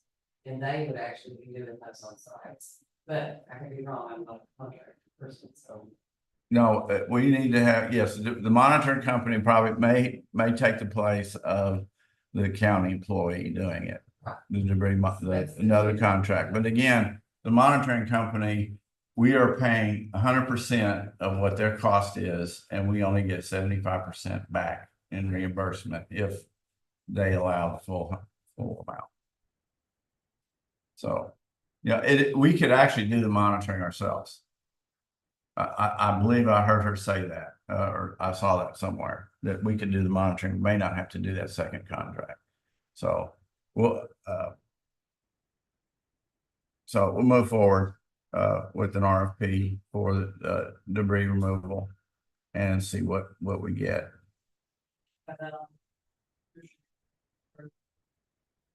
Okay. Okay. So that'll be right. And then once we get it out, it's 30 days to respond. Is that correct? Right. And I'll be up. Okay, so we're looking at least a month, right? At least a Now month, we're in October. right? So is it okay if I send that RFP to him to review prior to the? We need to get together and you talking about and get the RFP that we are wanting to send out modified. Then yes, it'd be, well, no, you can't send it to them until the court says we're going to go out for an RFP. This is one measure of everything that's in there without. Right. And that's fine, but you can't send it to them until the court approves us going out for bid. Okay. I will, I almost already have them modified. Okay. All right. You're talking about letting FEMA approve the RFP and make sure to work before we send it out. That's what she We said. can do that without the court saying we're going out for RFP. So it's RFP will work. And they'll tell us yes, it'll work. Then we can come to court knowing it'll work before we approve it. That's correct. If, Okay. if you don't, we're gonna go to court and tell her to go get what we need and come back. It's just like the committee we did a while ago. That didn't have to go to court. Okay. All right, so we will do that and we will send it to FEMA. Is there any further discussion on the disaster debris recovery consulting? If not, move on to item number 4. Discuss current progress on TDM and FEMA disaster claims processing. And this is the claims processing that we are doing for what we have already completed with the road, repairs of the road, and the cut and toss is what we refer to it as. When the trees came down, we just cut them up and threw them out in the right of way. It's cut and toss. So we have the potential to get reimbursed for that work too. So Vicky. So, you and I had a conversation, and you asked me to put together some things that I was still needing. And so each of you have got a copy of this that I put together this morning. And broke down by precincts on the top. These are still things that I need, in order to get the spreadsheets and stuff done that FEMA needs. We have tasks in the FEMA portal now that I can't complete until this stuff is done. The spreadsheets that you have, behind your packet, for instance, in precinct 1, all of these things are what was put into the damage inventory spreadsheet. Okay, and at the very end, you have a column that shows that the percentage that was finished or is finished. Now FEMA has come back and said that we have to do a, the wording right. Cost summary worksheets, but we also have to do the damage inventory spreadsheets. So if a road in your precinct on category C, that's the permanent work. If it is 100% complete and FEMA has not inspected it, I have to have the dimensions on that road. And I've given you some examples of what kind of dimensions they're looking for: length, width, and depth. This is if it is complete. If it is 100% complete, because FEMA will not send inspectors to look at that road if they're 100% complete. You have a lot, so I'm gonna need dimensions on all of those roads that are 100% complete.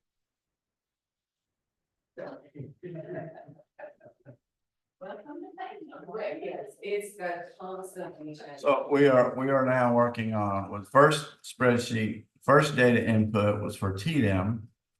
We put all of the data in that TDM required into PSAT. That was in order to determine if we had enough damage to qualify for a federal disaster. Correct. Then when we got done, we had to in turn, FEMA required us to re-enter all that same information into their own spreadsheets.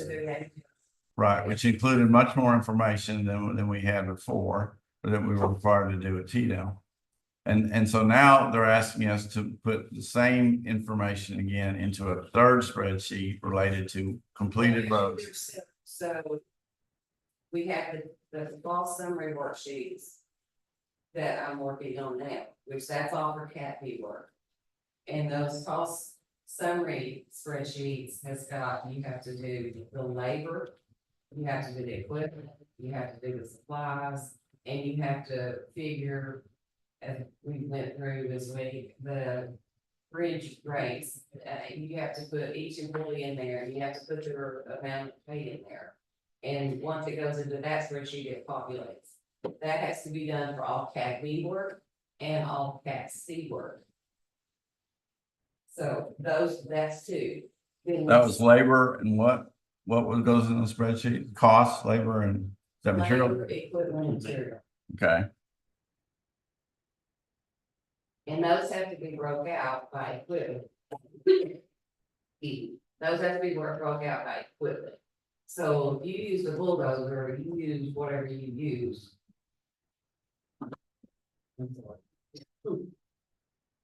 It has to go by the FEMA equipment codes. Something else. They say that.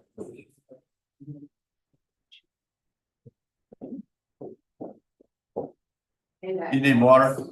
I got some water.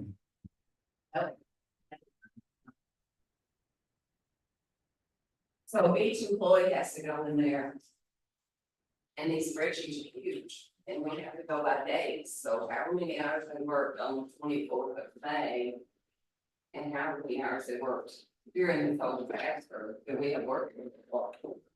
Has to go across the spreadsheet. So. I'm currently working on the category B stuff because that's what's needed first. Because category B stuff also has to be complete, November 17th. Most of the work category B is already done. It's category C stuff.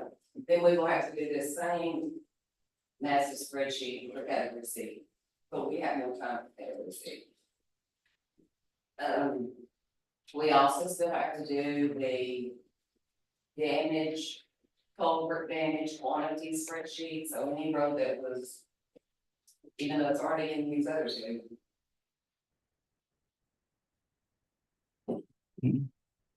Culvert damage spreadsheet, okay?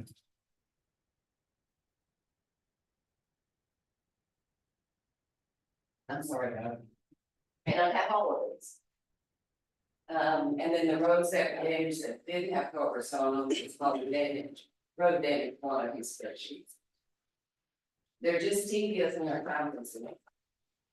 I don't have enough time between now and the end of the month to get everybody, all of that done, especially for Kathy. Kathy's stuff. So I'm requesting that you either extend my hours up to 30. Because I'm not there yet, I'm not at that.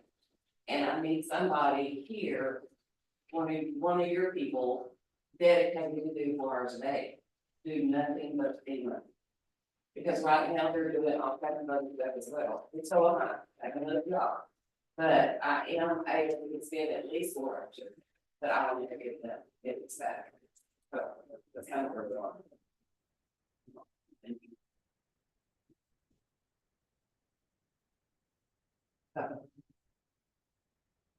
These are important, Mr. Williams in precinct 2, thing has already been inspected some of those roads. So the spreadsheet that you have are all saying $20 in. I just need to know which of these have been done. And if you, any of you, when you get a road 100% complete on this category C side, if you'll send me a message and say they're done and these are the dimensions, then I'll put it in the spreadsheets. It's not hard to do. I just don't have it. Should be, it's really not. So when you say dimensions, if we had to fill out a wash job that was 2 foot by 4 foot, it's gotta say 2 foot by 4 foot, or if we had to put a culvert in by, that was 30 by 15. We gotta, So I just need to know what you did, because FEMA's not even coming to inspect it. So I want to know how long you did, how wide you did, and how deep you did. And what equipment, or what material. what was. And employees, you know, Okay, so I've got it all, I'm 100% except 4 dimensions, You said what? 4 dimensions. Okay, well, you got some still there that are showing, not. Yeah, I've got a few, but he said I got a bunch that are 100%. All I need is dimensions. Yes. I'll have to have those dimensions. Okay. For that, whatever work was done on that. On the 100%. And once you get 100% on these others that are 100%, if you get to 100% before FEMA comes and inspects. I will need that, these, and you just to let me know, this one is not 100% approved, then we don't have to put an inspector. well, Vicky, I'll tell you, come October the 1st, and they haven't looked at I'm gonna start fixing these October 1st. I just. So we were told that if it was permanent work, that you could. That in the That's right. beginning, they said it's permanent work, you have to wait for scope of work with FEMA, once you get the scope of work, then you can complete the work. Well, I suspect that FEMA doesn't have enough inspectors. Because some of them aren't even gonna be here until October. So they've now told us, and I have it in writing, if you got category C work, you can do it now and you can complete it. as long as you keep all those records, all those dimensions and stuff like that. We're starting October first. Well, I'm just out of money, to buy the materials I need to fix it. But October first, we're rocking and rolling. If they hadn't looked at it, then we'll complete them. I mean, that helps everybody. It does, because then they don't have a single inspection. And I'll take Your pictures. schedule for inspections, I believe, that 18th, 19th. There were some scheduled for November 17th, I saw. Yes, they're that far out. But if we get these roads completed prior to that, then they don't have to inspect. They just want those dimensions. I'll get all that and pictures. And that, those 13 roads on that other sheet that I had you this morning, they're on your spreadsheet. So I just need to know where they're on. Same with yours, Commissioner Ramsey. Whatever has been completed since this is done, I just need to know. And I think y'all can just shoot me the email, because they will just put them into the spreadsheets. But I need somebody dedicated that can sit down and take those spreadsheets and help me fill those spreadsheets out. For category B work, we're doing it without pre-plan. For category C, and these cost worksheets have to be done per road. And so it's time consuming and it's tedious to try to get all the information. Well, we're gonna, I mean, you take Lisa, we're just gonna take Lisa and put her on FEMA. Guys, but we gotta get through this. So if we can get all the Cat B stuff done prior to October the 2nd, because we've already got tasks in here that they're wanting these things, and I can't complete them until we get the rest of this stuff. I mean, she's going to quit answering the phone. She's going to have to work on this FEMA stuff. If we're gonna do this, Well, I can authorize you 30 hours a week through the end of the year, fiscal year. I can cover that. Okay, so can y'all authorize your people to work 4 hours a day, or how do you want? She requested Keegan and Lisa and April to work 4 hours a day solid, right? Is that what your request was? It was increasing mine, plus one more that is dedicated just to FEMA. Oh, one person just dedicated. I think we could get it done. But a lot of, for instance, in precincts 2, 3, and 4, the work orders are different than what April did in 1. So a lot of the information is not still on that, is not on that work order. And I think at some point, that y'all should all get on the same work order kind of system. It would make it so much. well, I said Lisa, I mean, Chad's paying for it, but we can switch that up where we all pay for April. I mean, somebody we got to put on full time. Well, I think you did get somebody at least more that half of their day was done just this. I think. Just Well, one. them don't work with 30 hours a week, so I just shouldn't put them on it. So, and then you just need to decide how you're going to split up the precincts. I mean, is that what you're going to do 1 and 3? And, like that, 2 and 4, I mean, it doesn't matter to me. Okay. All right, we'll work that out. Let's get with, you get with April and Lisa, and then we'll get with me, and there shouldn't be too much of mine left. There isn't for Cat B. That's what I'm working on right now, is the Cat B type sheets. And part of the problem is that a lot of that stuff has to be put directly into the FEMA portal. And they don't have access to the FEMA portal. And we did that specifically because we don't want so many people in there doing moving with, so we didn't do that. So I can manipulate the spreadsheet inside in FEMA, but they can't. They don't have access to it. Because all the administration work, it's like everything else, FEMA's gonna pay 5% of the total deal that we're gonna get back. As long as you're logging it every single day. Yeah, well, that's why if we sign somebody to it, they're gonna be logged, they're not gonna be working on nothing. 5% of the total project Yes, is in this administration. If we assign just one person, can you give them access to that portal so they can do that? It's just one person in there?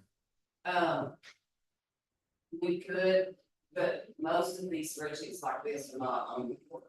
It's just the information off of these spreadsheets that have to be put in the portal. So for instance, a total equipment cost is what has to go in the portal. It's not all of this stuff, it's just the totals that have to go in the portal. And tax revenue, but those are something that we see. Just get with us and tell, we'll figure that out, us on how we're gonna do it.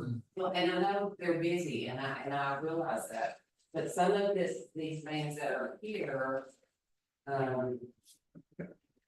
I've been looking for a couple of weeks to and I don't have, and I know that some of them busy, they just don't have time to sit down and dedicate to do it. So we dedicate somebody to do that.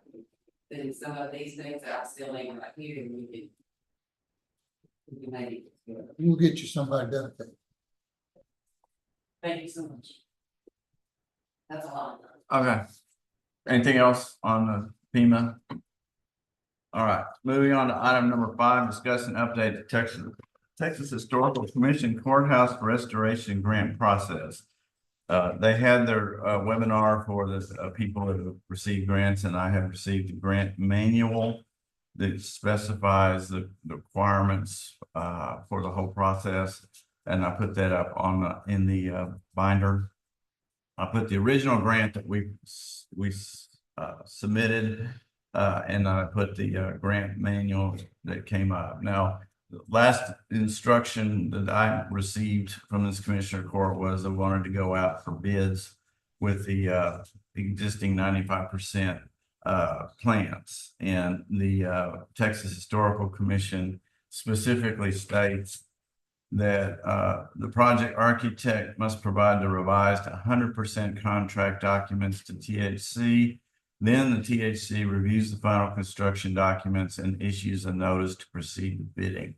So we can't go out for bid until we have 100% documents. So that's where we have until October 26th. It's 90 days from the date the decision was awarded, the grant was awarded, to tell them whether or not we want to accept the grant or not. I spoke to James Malanafi, who is our representative, the gentleman that with Texas Historical Commission that we've been working with, and it will be our project manager. And I asked him about that and if it was possible to extend that, and he said yes, we could request that they extend the time frame in which we have to make a final decision. The case that he gave was Fannin County was awarded the grant, and they wanted to wait until they had a bond election to make sure they had the funding for it, and so they extended it for them. And so I guess the question I have for this board is, what is your desire for me to do? What's the next step you want me to do on it? We can't move forward with the plans, updating the plans that we have until we don't want to move forward trying to update the plans until we know if or not we're going to accept the grant, because it'll be probably several $100,000, which is covered under the grant. Grant will cover for that additional work to be done on the plans. But if we don't accept the grant, there's no point in working on additional plans. Well, you mentioned Fannin County. I spoke with an auditor in Fannin County yesterday, and that job up there cost him $26 million. And you're correct, they went out for a bond for their part. Went to the voters and they passed a bond, and that wasn't enough money. They went back to the voters, asked for another bond, and that wasn't enough money. And they wound up finishing the job with certificate of obligations. So they borrowed money 3 times on it. And that's why I'm very familiar with Fannin County, and it's a classical case of a horrendous management and very poor management on the of the county government and what they did there. And yes, it originally was projected to cost $15 million and it ended up being 31 million, according to the judge, county judge that I've talked to. He does not have high esteem for the Texas Historical Commission. But again, I attribute that to very poor management and their part in running the whole thing. And that is another one of the reasons why the Texas Historical Commission now requires that the county, and it's paid for through the grant, hires a owner representative. That is somebody that works for the county to be involved in the construction process, to monitor and make sure things are being done according to the plans and the specifications, so that something like what happened at Fannin County, if it doesn't, to help ensure that it doesn't happen again. And in fact, there's a lot of, and that's one of the ways that the Texas Historical Commission has addressed the poor mismanagement. But because they also ran into a situation where close to 60 or 70% of those that received courthouse grants end up coming back to the commission or for additional funding. And again, it was because of the management part of it. So that's why they have now an owner's representative included as part of the process. Well, I think before we go any further, we got to know a number. And I still think that, number is going to be closer to 15 to 20 million. I don't know, because we don't have a number. If that's the case, we're going to have a bond, and we've got a jail problem, and we can't do both bonds. So we have to pick one, the courthouse or the jail. Okay, and 15 to 16 million comes from where? Where does From that? out of my head, just from what I've heard from other counties, what it costs to restore a courthouse. I mean, I have no factual information on that. That's just it's my estimate. I mean, but we don't have a number to know what this is going to cost, which is what we have to have. And I think it's going to be a lot more than 3 million, and we'll have to get a bond. And we got this jail project, which we have to have. We can't do two bonds. We're going to have to figure out which one we're going to do. So what you're saying, well, I can't, the cost that we got was from a professional cost estimator that our architect uses for all of his courthouses. Our architect, Matsu Architects out of Dallas, has done about 15 courthouse renovations in the past, and they currently have about 12 in the works. And so they were the ones that provided the name of the cost estimator. So I believe that the cost estimator knows what he's doing if in that regard. And that's that is, the numbers are in the binder, if you want to see, in the application that we sent. And that's not including moving out. That is correct. We have not have not determined what the relocation cost is going to be, because I don't know if we're not. It doesn't make sense to do all that work, as much work as we got, until I just know if the court's committed to accepting the grant, the $9.5 million grant. Well, okay, give me the 15 counties. I'll contact those 15 counties. I'll ask them what their estimate was when they went into it. Then I'll ask them what their bid was when they started it. Then I'll ask them if they're on target with their bid. Okay, I'll do that. I'll give them to you. I know that Marion County, Judge LaFleur brought theirs in under budget and under and early. Project got completed early. Fannin County, theirs took 5 years to do theirs. And they moved fewer people back into the new renovated courthouse than they moved out. That's because they changed the design of their courthouse. It doesn't, the way they redid their courthouse, it doesn't have the office space that it had originally. So that's by their design that they didn't. All right. It's And hard you to can't- believe you can't- that, But you can't bring more people into this courthouse, Andy, there's no place to park them. You talk, and your design, all your estimates that you're working on here is still working on 3 floors, and you're wanting to do 4 and 5, which is money on top of your 11 million. There's no way to move forward if you can't tell me what it's gonna cost. If you guaranteed me, just like I told you last time, that you could get this done for $12 million, write the check, get the $9.5 million, and we'll write our check for the 2 million. Let's go. You told me what it cost, but that's. So you're saying that the courthouse renovation is for 3 of the 5 floors and not all 5? That's correct. That's correct. But It's using the current plans, which actually the renovation does include the exterior walls of the 5th and 4th floors, the windows. But it doesn't include walls, or it just leaves them blank. But it does have several offices already on the 4th floor, but not on the 5th floor. Okay. So, and what it doesn't include is there has to be stairwells built. Because you have to have 2 exits other than the elevator per floor. And the current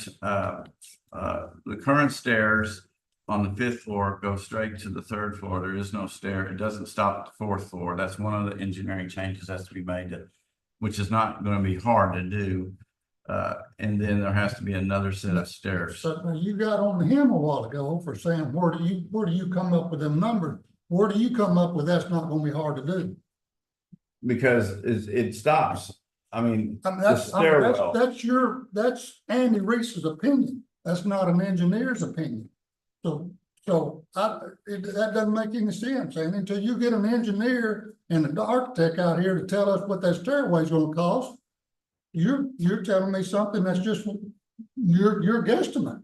That's not gonna be hard to do. it's hard to believe that to do it today would be cheaper than what it was the last time. I don't have the numbers in front of me, but they'll talk about it one day, and it's cheaper than it was in 2016. There's no way.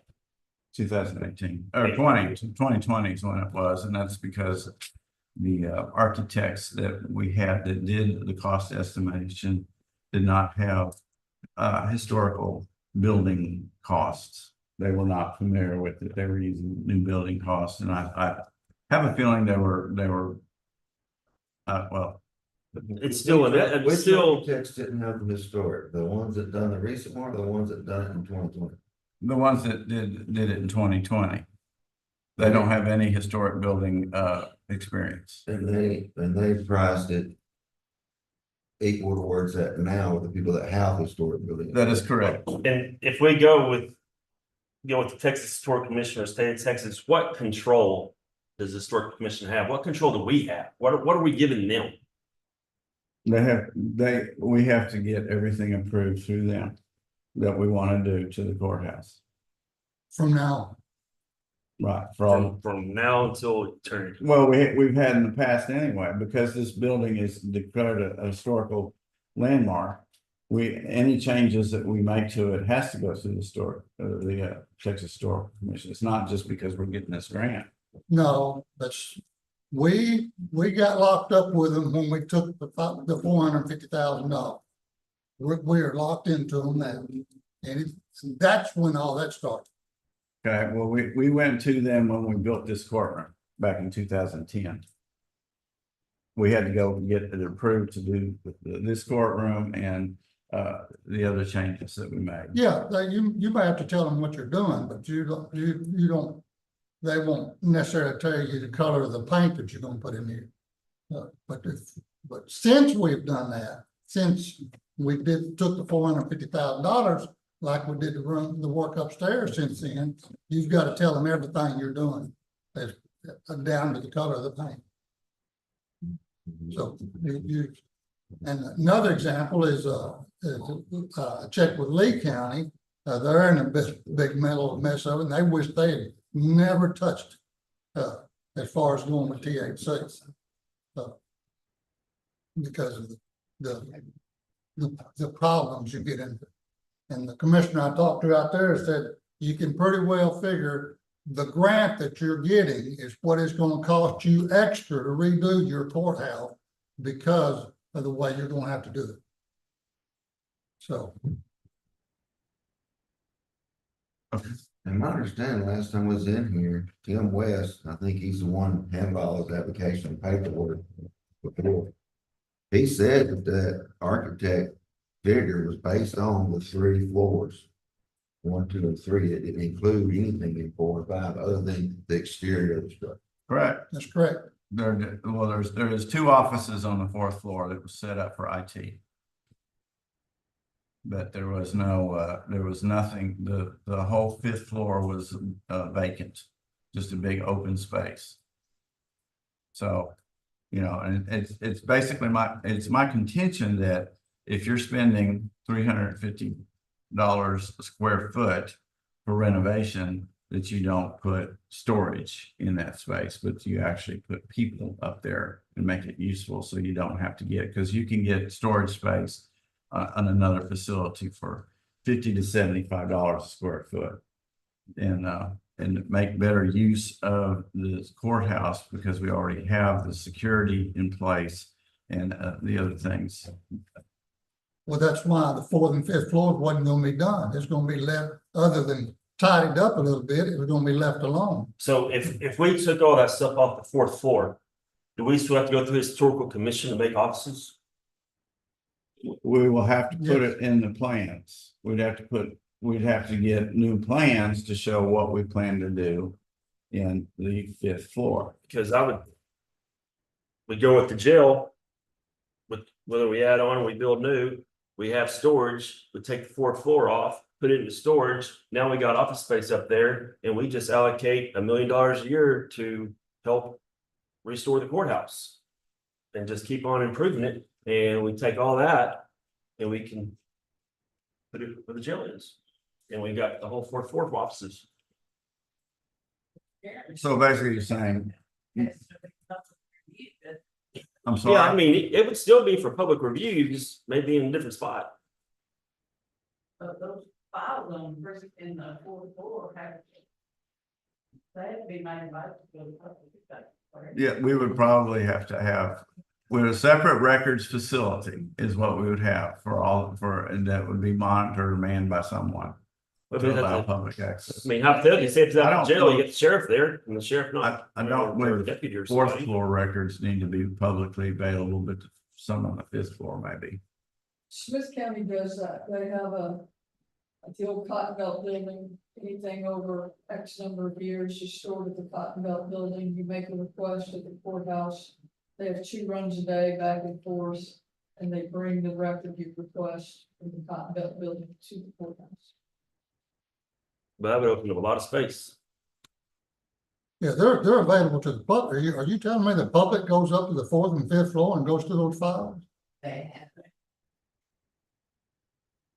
I didn't, especially. Do what? If I do that church. Okay. The title company is about there. You still have to make it ADA compliant, and you still have to sign up with the back. And they're already on that. Well, speaking of which, I'm taking a break. All I can see is I'm not for not doing anything to the courthouse, and I'm not for necessarily for not restoring it. But we don't have the funds in the bank to restore this courthouse. It's gonna have to go to the voters, or you're gonna have to do a certificate of obligation. And And yesterday, when I was reading my public finance book, which we all have access to, for the jail. As far as moving out, those expenses would not be eligible for any type of certificate of obligation or. You read that book. You're gonna have to pay, that money's gonna have to come. that's correct. You can't borrow money to move us all out. Okay, relocation costs are not eligible for So, I'm totally against the certificate of obligation. so, oh, I am too. So if you wanna do this, you, to me, the only proper thing to do is you gotta get a cost some way or another and go to the voters and ask for a bond election on, to go along with your $9.5 million on your courthouse restoration. You can only pay for construction, the bond cannot pay to move everybody out and pay the rent and all. That's correct. You have to pay that. That's correct. So we'll extinguish our reserve. We'll use all of our reserve just for relocation. The reserve that we can spend. I don't know how much relocation cost would be, but I just want to make the board aware. I'd say a minimum of 3. Over a multi-year time, you're talking at $2 to $3 million on. That's Keith Pearson, that's not official. That's just Keith Pearson saying that. Okay. So that concludes, is there anything else on courthouse restoration? Well, I don't see how we can go forward with it until we agree that we're gonna either go for a bond or not accept it, because we cannot build it out of our pocket. But we can't go for a bond if we don't even know a number.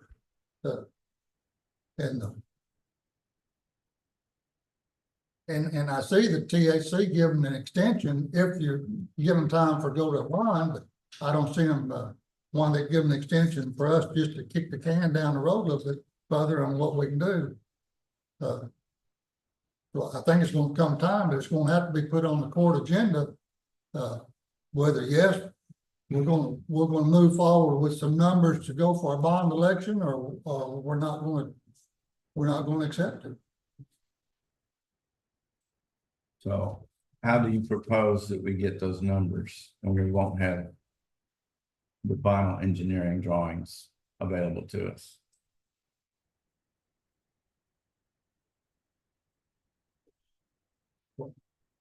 What was the question on that? How do you propose we get final numbers for construction when we don't have, we won't be able to get the final drawings, the 100% drawings completed without the grant? Why can't we get the drawings done without the grant money? Because it's not budgeted. Why would you want to spend, well, $100,000 to $200,000 to get final drawings if you're not going to go forward with the grant? That's my question. Let me make sure I understand the reason why we can't go for bid. The Historic Commission says that we can't go for bid till we have 100% drawings approved by them. Correct. All right, that would be the bid we'd actually use to build it. We could do an RFP and let them come back and we would have a price, and it'd be pretty close to whatever we're going to get on the second round. Well, the drawings that we have state very specifically not for construction use, for review purposes only. We paid how much for them? $450,000. Actually, the total cost was $605,000. $605 for a set of plans. The grant money was $450, and we paid another $141 or something like that. You have plans that are not good for you, they're not usable. They're not usable, no. We have $600,000 worth of paper that's for the sole purpose of applying for the grant. Did not know that come out. Well, the THC granted, we got, it's called a planning grant, and it was for roughly $500,000. And it all went to the architect firm in Tyler that did that. It was not just for the plan drawings, but there was also a lot of research done and several books that go through the process of what needs to be done in the renovations. They pretty much document every stone on the outside that needs to be fixed, and it documents the windows work that needs to be done. But yes, the plans that were submitted, and that's all that the THC requires for the grant process, is a 95% complete. I have a question about that. Now, earlier you had mentioned that there was an architect that has no historical experience. Is that the ones out of Tyler that did that first? That is correct. Sure. Yes, So the price we got is based on a set of plans we got that we can't use. that is correct. The price, I'm pretty sure the price ain't right then. I Well- am too. It seems backwards to me. Hey, make sure y'all accept this grant, and then y'all can go out and see how much it costs. Instead of, let's see how much it costs, then get the grant. Kind of going into it blind. Yeah, they want you to get that grant, and well, it's well, I'm sorry, y'all got the grant, it's not 3 million now, it's 15 million, and you're stuck. You're at their mercy. And they can bend you over backwards any way they want to. That's my opinion.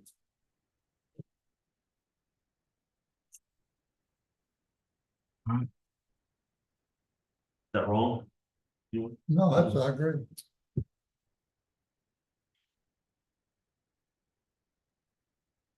anything else? So I will contact our representative and explain our concern and ask him what options that we have and go forward. So, do y'all want to take a break? I know Chad's already taken one. Y'all want to take a break or keep going? I'm good. All right, item number 6, discuss and establish a committee for the Texas Historical Commission restoration. And I put this on here because, and again, I know this is a major multi-million-dollar project, and I do not see that I can do it all by myself.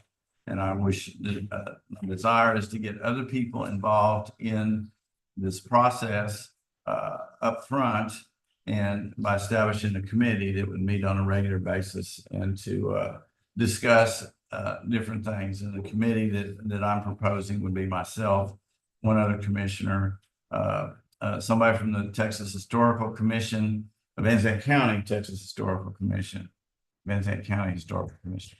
And I've already asked Tim West if he would be part of it. We would put Chris Burnett on it, our maintenance supervisor.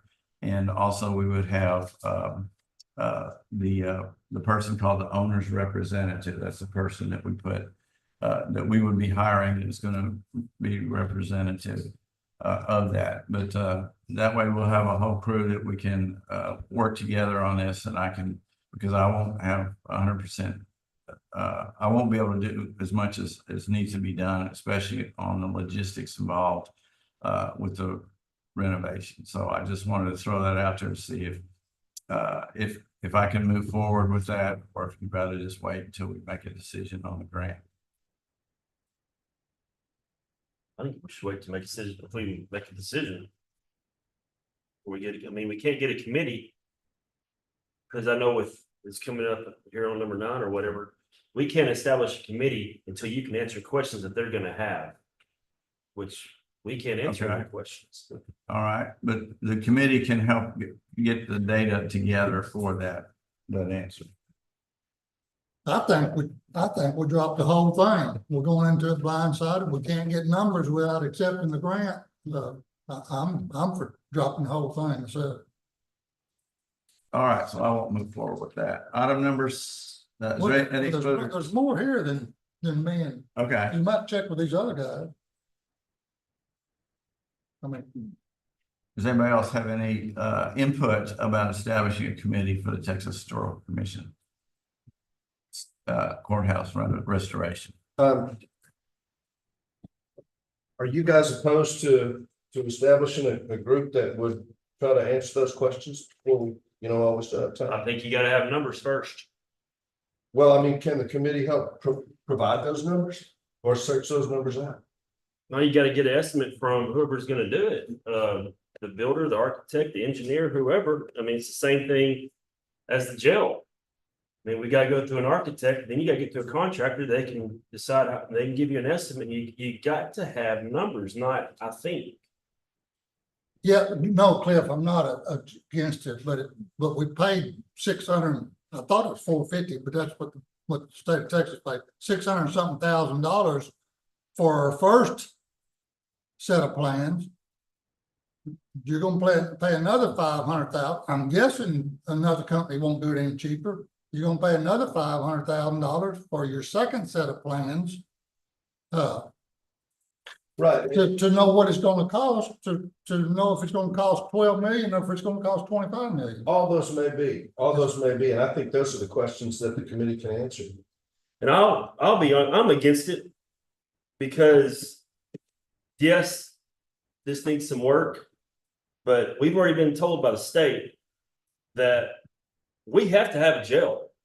It's a no-brainer. That's not a want, it's a need. And we're gonna have to do something. You could put a bond for this courthouse, and then you put a bond for the jail.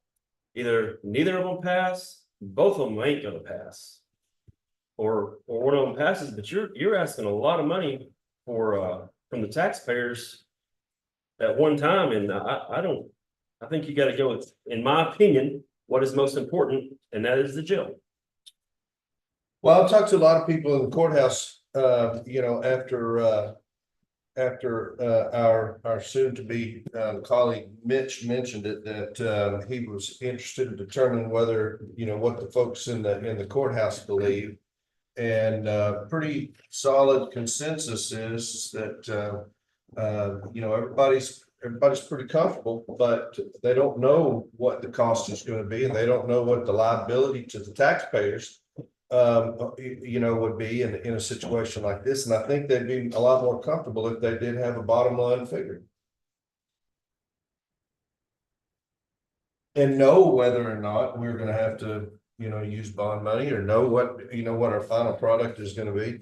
A lot of the, you know, a certain segment of that is an unknown. It's always gonna be an unknown, you know, when you get ready to start building something or putting something together. You know, when I get a box from IKEA, whether or not it's going to all go together is an unknown, but I know what I've spent, and I think that's what they're saying. They'd like to know. They'd like to get a pretty good estimate of what they're going to spend and have some confidence that the plans that are used to create, and I think that's what I was hearing today. I was hearing you say, we may not can use this for construction, but does that eliminate the ability of a company from telling you what, based on this plan we have here, this is what it's going to cost? We've already done that. And that amount is $12 million. $12 million, yes.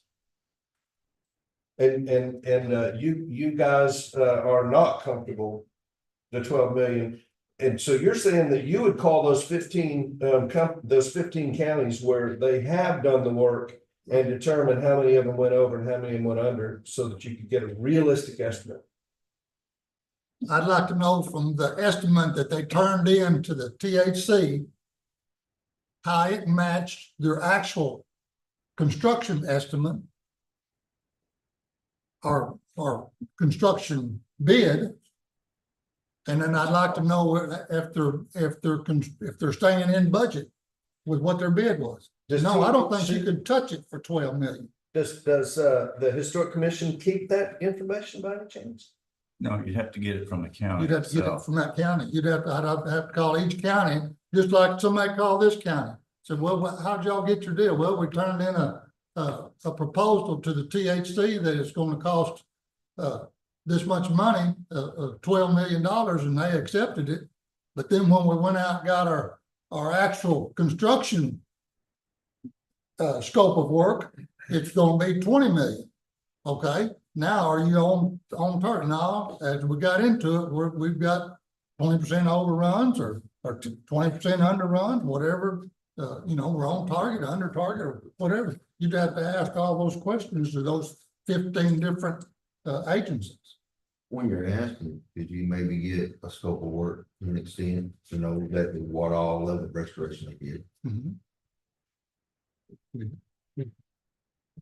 You would have, that's what you'd have to do on every one of them. Because I'm guessing that what they turned into the THC to get qualified to grant what they wound up, their actual construction job was much higher. And the reason I'm saying that is because Fannin County, for instance, they got all these costs and went for this bond to build it.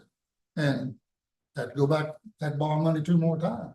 Well, I know that the judge that Andy's talking about that come out on the budget ahead of scheduling.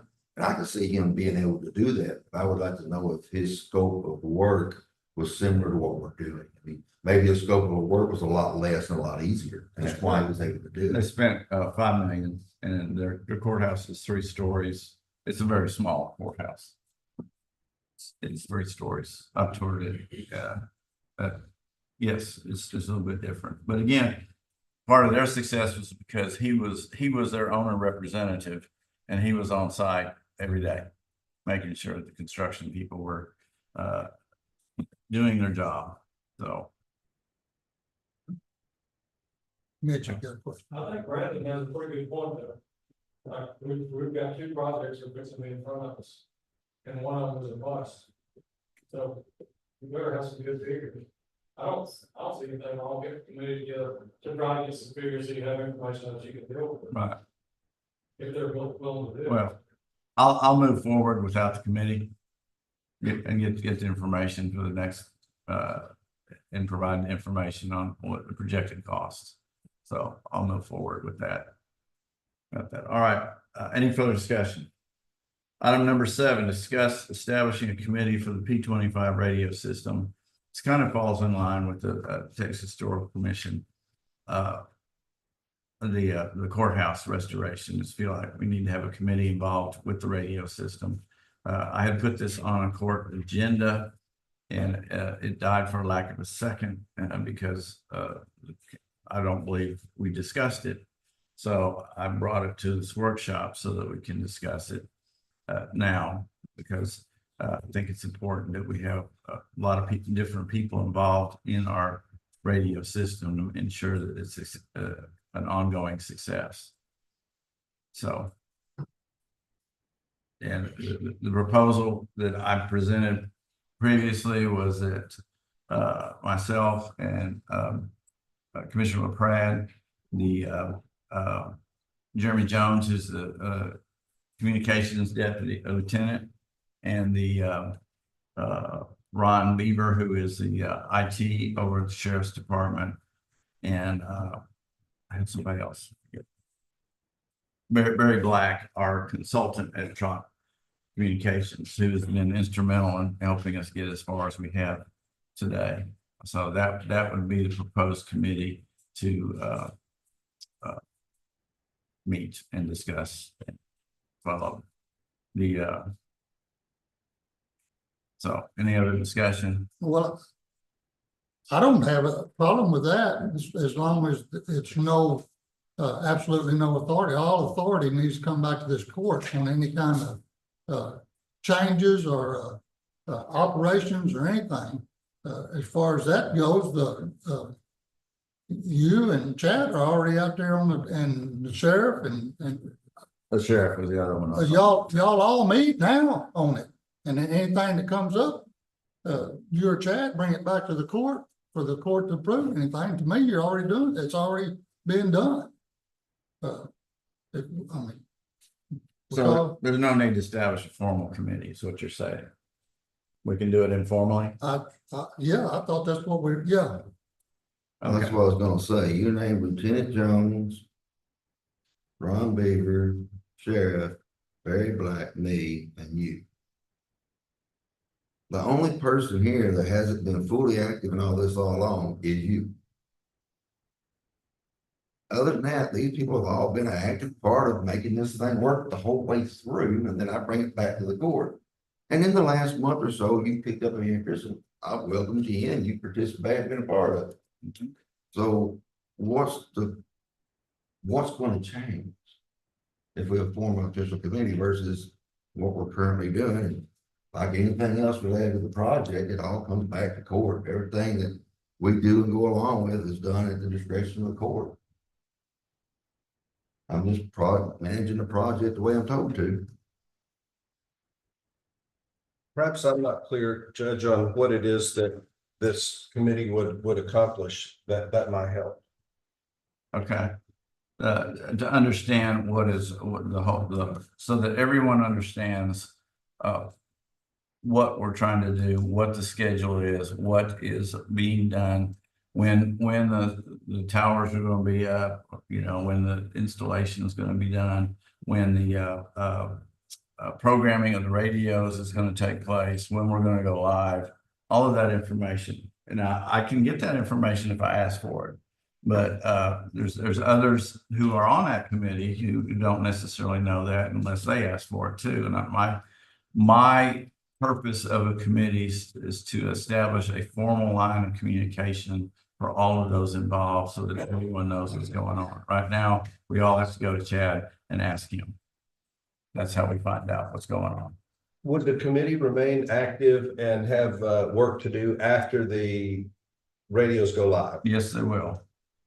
Because there will be a lot of things, a lot of issues that come up. Henderson County has established a committee, and they've been active, and they've been live on their system, what, 2 years? 3 years? They went live a little over a year ago, Okay, a year ago. So, and their committee is still meeting. And but they approached their project totally different. They established a committee when they decided to build the project, and the committee overseeing the entire project. That's what. Where our court made the decision that they would oversee the project, and they would stay. And that's how we wound up running the way we run it.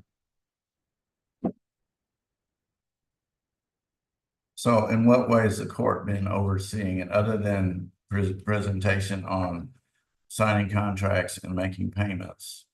Any decision that's been needed to be made about the radio system has come through this court. What we're buying, what we're not buying, what we're doing, it's all come through this court. Every direction I've gone with this thing has been things the court's approved. This is what we bought, this is what we're building, this is where we're going.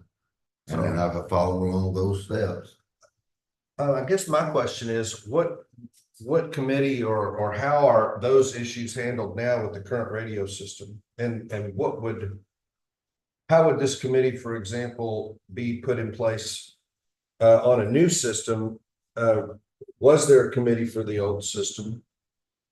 There was no committee for that old system. It just kind of fell into the sheriff's repeater broke down. They hired somebody to fix it. The fire repeater broke down. Somebody called somebody to fix it.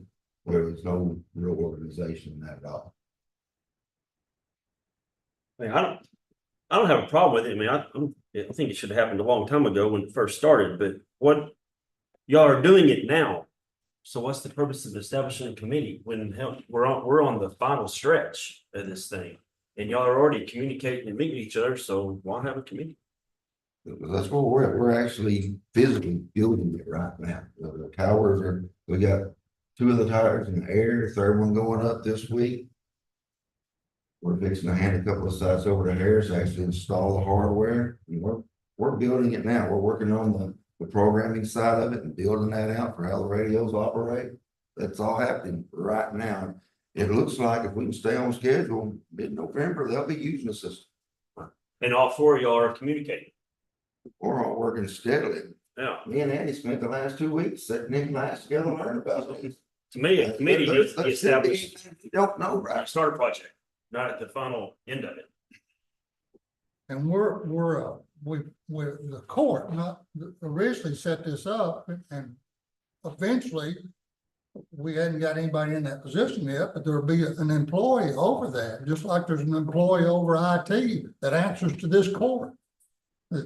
Scott answers to the court, and IT answers to the court.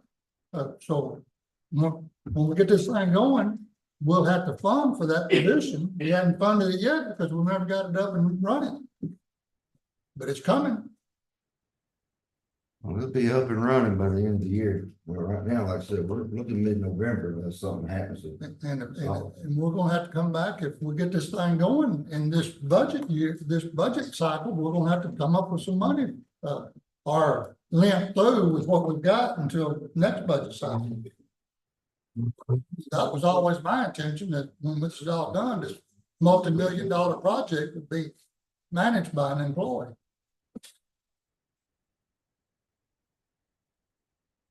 All right. Anything further? Item number 8, discuss establishing a committee for building the new jail justice center facility. So it's just kind of on a roll on different ones. I didn't know if that was something that would be of interest to you, Brandon, or not. Now, before I can get a committee, I gotta get answers. I gotta get numbers. There's a lot of information I gotta get. We're working on that bit. In order for me to establish a committee, the public, I've got to answer their questions, which I cannot answer yet until I get numbers. Well, I'm surprised to hear that because, you know, here we're talking about the courthouse restoration and we're pretty far down the road. No committee was ever established for that. And now we've got all this information like on the radios. You got all this work done and now you don't want to establish a committee. You know, I don't know where that break even point is, where you say, you know, we don't need a committee because we don't have enough information. And then all of a sudden we get to that tipping point where you got all this information. Now you don't need a committee. So I really don't know whether, you know, right now might not be the best place to go ahead and establish some folks that'll help you gather that and answer those questions. I've got elected officials like me, the sheriff, Sandy, Tonda, Keith, we're all gathering information. But only thing the public is going to be on this committee for is to help sell it to the public. And in order for them to help us sell it to the public, they've got to know how much is my taxes going up? What is this going to cost? Where are we going to, I mean, all these questions they have that we cannot answer yet. The public is not going to have any, they are just there to help sell the product. Yeah, but I think it's unwise to wait on these things till you get, to a later level. You know, you need input from people who have diverse backgrounds and diverse assets.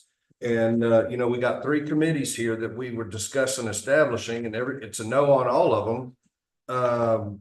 It seems like it'd be.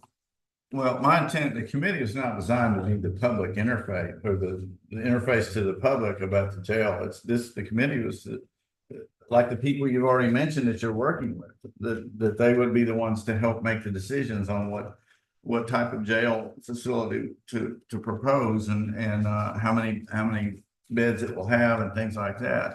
They would help you out is what it is. Right. And I've gone to the public. I've talked to 2 or 3 people who are very financially smart, business smart, they're well respected in the community, and got the same question every time.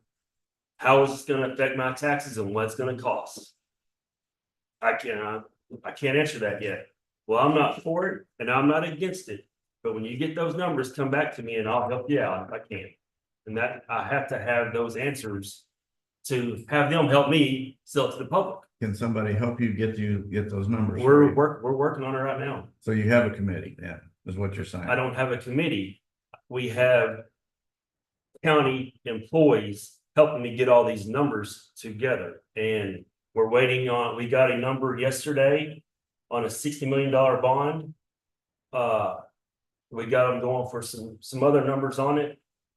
The sheriff's working on some numbers. We're working on getting these numbers, but until I have that, I cannot present it to the public until I have them answers. Okay. But the only reason the public is on there is to help sell it. The committee is not designed to do a public presentation at this point in time, to do a public presentation about a bond required, but rather the committee is designed to help determine what it is we want in the new jail, where we want, what our options are. And yes, we've got the RFQ out. We've talked to the bond council. We've talked to the RFQ for what? Architects. You gotta go up for is RFP or RFQ, Sandy? Which one is that? Did that go through the court? Yes. Okay, I didn't remember it. And we talked to and you prefer to do it as a member committee. right. I mean, that was all in last quarter. I'm working on it. And we talked to Brandon Wood, is that right? Yes. Yeah, you were there, Judge, and talked to him. I mean, we're getting there. Are you gonna, the committee, when you choose a committee, it's gonna be from all precincts? Mhm. Is the commissioner from each precinct gonna get to pick who they want? No, what I said on the committee, and this is Brandon's opinion, and it went through court. You can't have too many elected officials because we're government employees and all we're doing is trying to raise taxes. So my opinion is I was gonna have me, the sheriff, and Joe. Yes, I understood that. I'm saying that A representative from each. From each precinct. Precinct be able to pick that, or are you gonna pick it? I'm I think it should be the commissioners should pick the representative from the. Yeah, I've asked, I believe, I know I hadn't asked Cliff, but, I believe I asked Keith and Chad, hey, do you have any names? And I've asked other people, hey, do you have any names in Grand Sling that you know that's well respected, blah, blah, blah. Same thing in 3. And so, no, I don't think it's totally up to me. I mean, I'm asking around, hey, give me some names and we'll go from there. But I do want some from each precinct. I appreciate you. So, So, yeah, like Sandy said, I thought we already did this last court. Told them check with some other counties about getting RFQs that were already out there. We told them, yeah, we do okay with the committee. So, I believe I sent the RFQ. You did not, Yeah, we used the one from Potter County. to did one, in fact, this week, the first conversation. So we're moving forward with that, but we'll get there. Did we mail it out, how many architects, like, We had 4 or 5, and then the sheriff emailed you the whole list. I think there was like 10 or 12 of them. Did you give it to those? To the ones from the sheriff?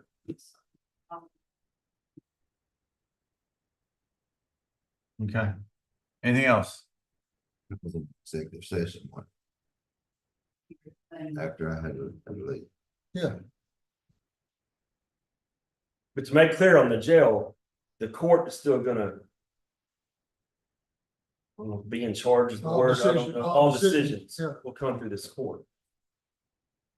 The committee will not have that, the decisions will come to this court. Committee's an advisory. Yes. Advisory and salesman. Yeah, public relations, there you go. All right, item number 9, discuss modifications to the proposed budget fiscal year 25 budget. I have a few. Does anybody have any of their own? Not, I will go through them. Item number 1, this is in the elections department. Account number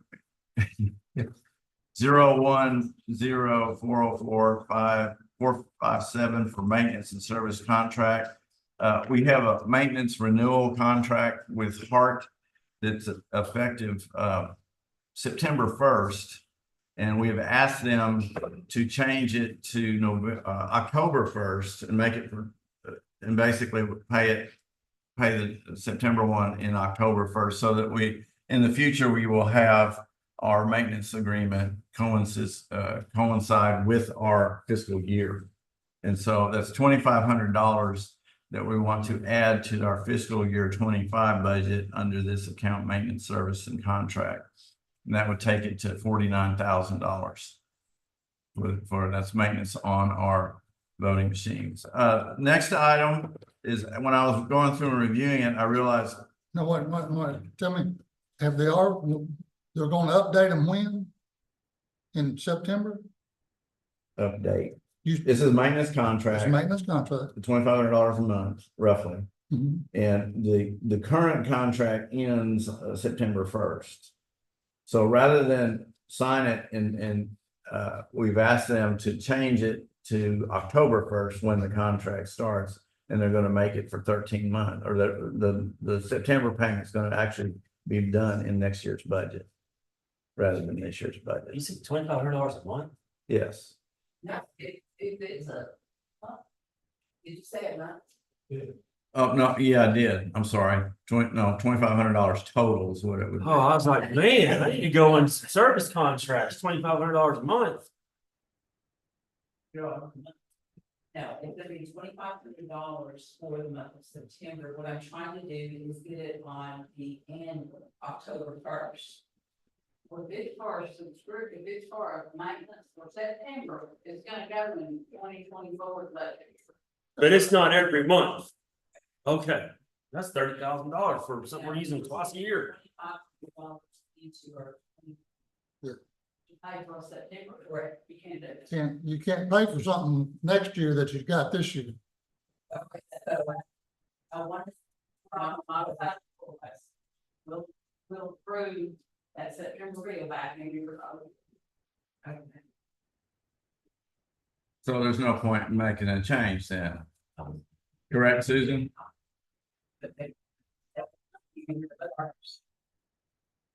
That will not. Now, the story in October forward, that would come out. Okay, because when it's the email, they sent something stating 13 months. You should have everything.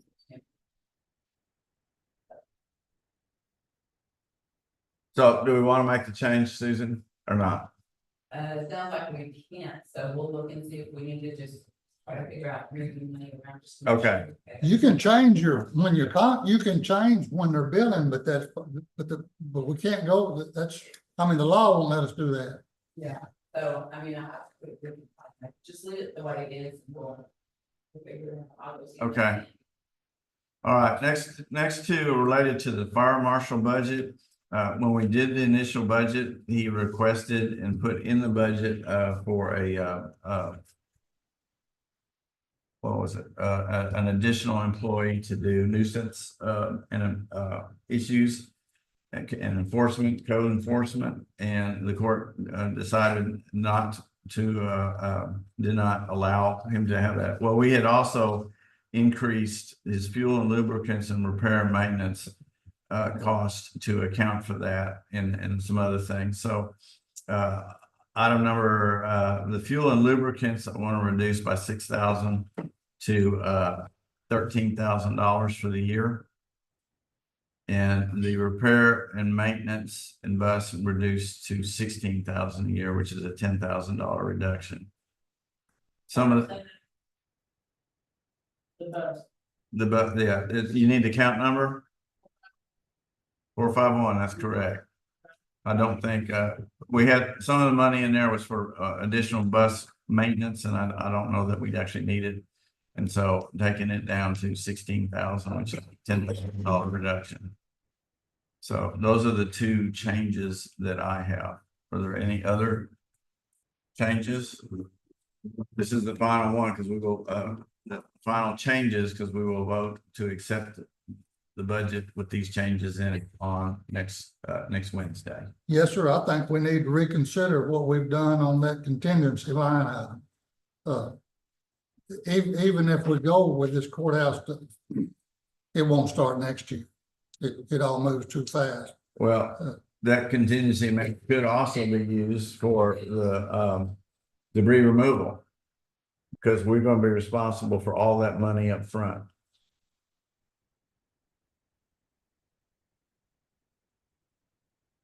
Well, it won't be 3 million.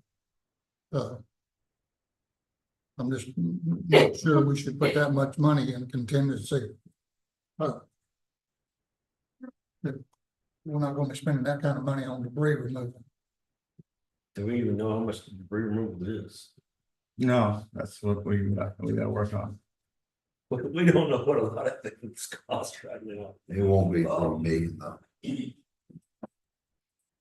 No, After other such a big storm come through previous to that. I had contacted the debris removal, 50,000 covered the whole precinct. I didn't spend it. That's the most I could do without going to bid. I didn't spend all that on it. And that was picking up that storm plus whatever was left laying around the bid.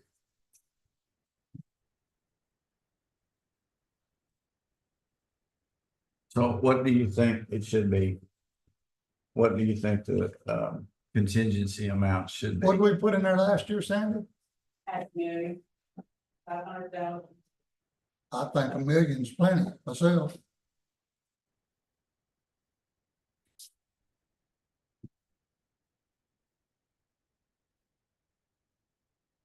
Speaking, go back to the courthouse. How much did you put in for Upkeep, upkeep? renovations. Courthouse? Oh, we cut that way back. I forget.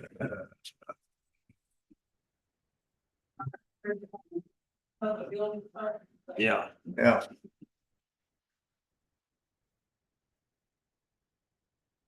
Yeah, I don't, my opinion, whether 100,000. this grant goes through or not, we still have the responsibility to help maintain this thing. Do we want to? But if we took some out of contingency, maybe put some in for windows.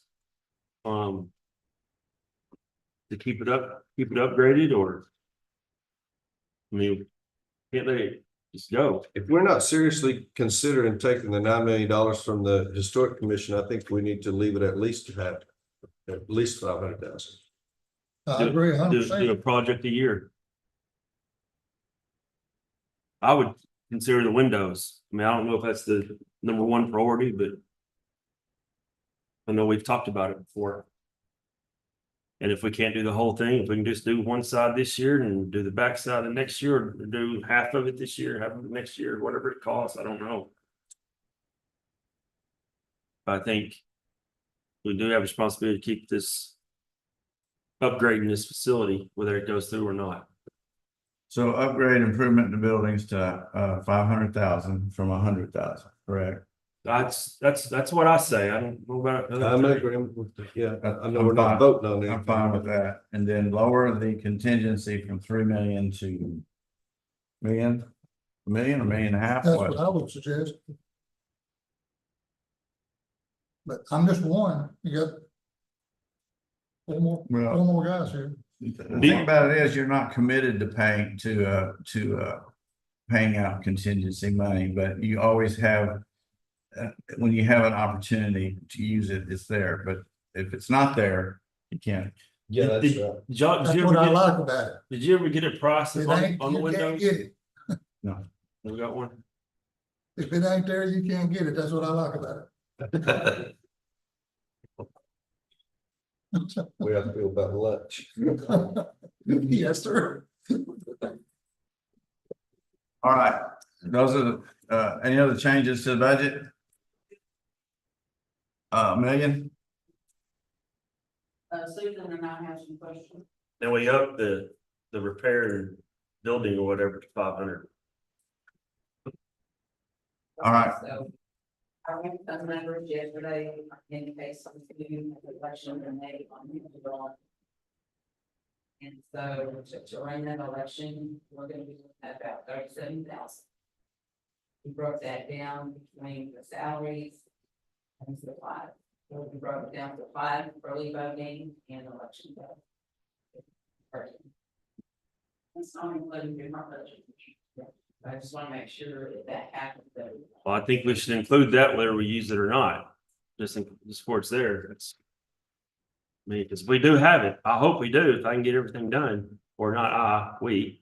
It gets done, but if it don't, it doesn't. But the money will be there. It does happen. That's what's contingency for, he says. I mean, if it happens, the court can always move it from contingency. Then I move we raise the contingency to 1,037,000. I second that.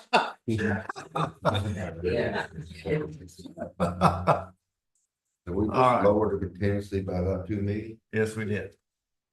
The reason I was asking is, I'm not comfortable with raising the tax rate. I like to leave it where it was.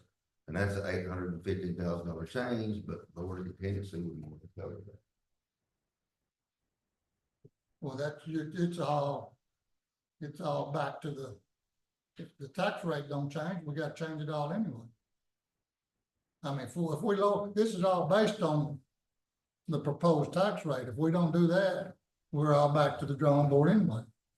If you're gonna have to adopt your budget first on September 11th.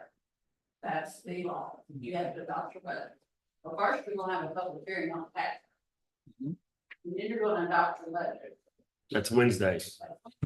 Then you're gonna set your tax rate after you adopt the budget. If you adopt a tax rate different than what we designed in the adopted budget, then I'm gonna come to you and I'm gonna give everybody their expenses and I'm gonna say, cut them. If Well- you just cut your revenue, you're gonna cut your expenses, but you cut that tax rate for. That's my fault. You will get the letter. Well, but we go into our reserve every year. We've budgeted to go into reserve. If we don't raise that tax rate, we're gonna go into reserve more. You're gonna be cutting, it's not just gonna be affecting the general fund, it's gonna affect all the road bridge funds as well. So No, I'm gonna no. have to give you some cuts. No. I'm. We haven't been going into the reserve. We budgeted to go into reserve, but we don't know what that'll be until after We we have, budgeted to go into it, that's exactly right. but we don't know what the. We're setting up little visits to not set that tax rate that we're running at. Come on, guys, y'all gotta work together with me. Y'all are killing it. Well, number one, there's been no little visits. Chad and I have talked. I'm not for raising the tax rate. He's not for raising the tax rate. I have not talked to any of these other guys. So there's no, hey, all you people listening, there's been no little visits. I can talk to any one of these commissioners anytime I want to, and that's totally legal. I can't go from one office to the other. Sandy, I love you, but don't throw things out there. You know. My little visit was with you. Well, if this is consideration, then we need to call another workshop to discuss it. I've got to get a budget ready by weeks. By Wednesday. Yeah, And I, what going on in my office, y'all are throwing out more stuff than we can even put together down here, so. You know, y'all gotta come together and give me a budget. The budget should be our number one priority, not a jail, not a restoration, the budget should be our number one policy, get it done, and then let's talk about the other projects. well, up until now, I thought the budget was taken care of, but if we want to go with the old tax rate, then we need to cut the 5% increase to all employees. No, you That's can't. not where we cut it at. We got plenty of other places. You don't have to cut it at all. You're just gonna spend some of your reserve. And what we just done with the contingency was more than what that would be. You're gonna budget into your reserve.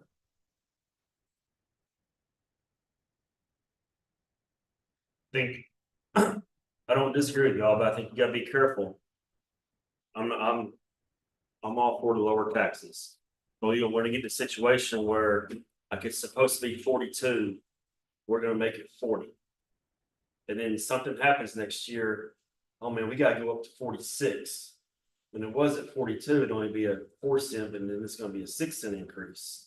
So I think you gotta. So basically what you're saying, Keith, is lower the tax rate to what it is this year, correct? 40.58 or something like that. And then the revenue that we lose will just come out of contingency or out of reserves. Out of reserve, yes, sir. So, and then we wouldn't change any expenses. You don't have to. If we stay with our tax rate as it is right now, sunshine, the new evaluation, the general fund is gonna lose $815,565 from that total budget that we have right now. And the road and bridge is going to lose $271,855. With your special roads, not gonna change, but you'll always get 10 cents on that. But you are gonna be losing right at, a little over $1 million. $1 million staying at, It's for it. It is, it's making it very difficult. I mean, how much did our health insurance go up? It went up. 8, 6, 7%, I think. And that's not talking about our. Christian costs have gone up, I mean, your road and bridge materials go up. Well, I You're think gonna go back. I can see what the objective is, seeing how that we may have a potential bond election in May. Is that it would be very difficult to go forward with the bond election if we raise the rates for the budget. So if we kept the rate where it was the same, we're still raising taxes according, it's not the, is the current rate above or below the no new revenue rate? The burnt rate is above the known revenue. Okay, It's below, right below. The voter approval rate. okay.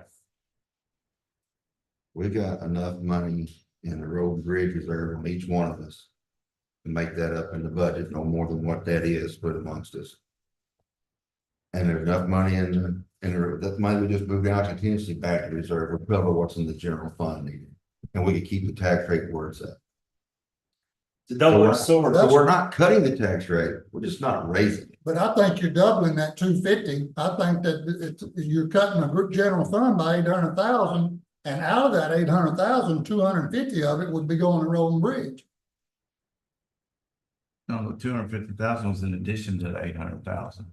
That's what I'm saying, she's doubling it. I mean, that's, you take what it's gonna cut to the general fund, and out of that general fund, road and bridge gets 25% of it. So 25% of that, That is the 25% is the million. And then y'all, I mean, it's 100% loss of $1 million. The county gets 75, we'll lose 75% of the million, and you'll lose 25.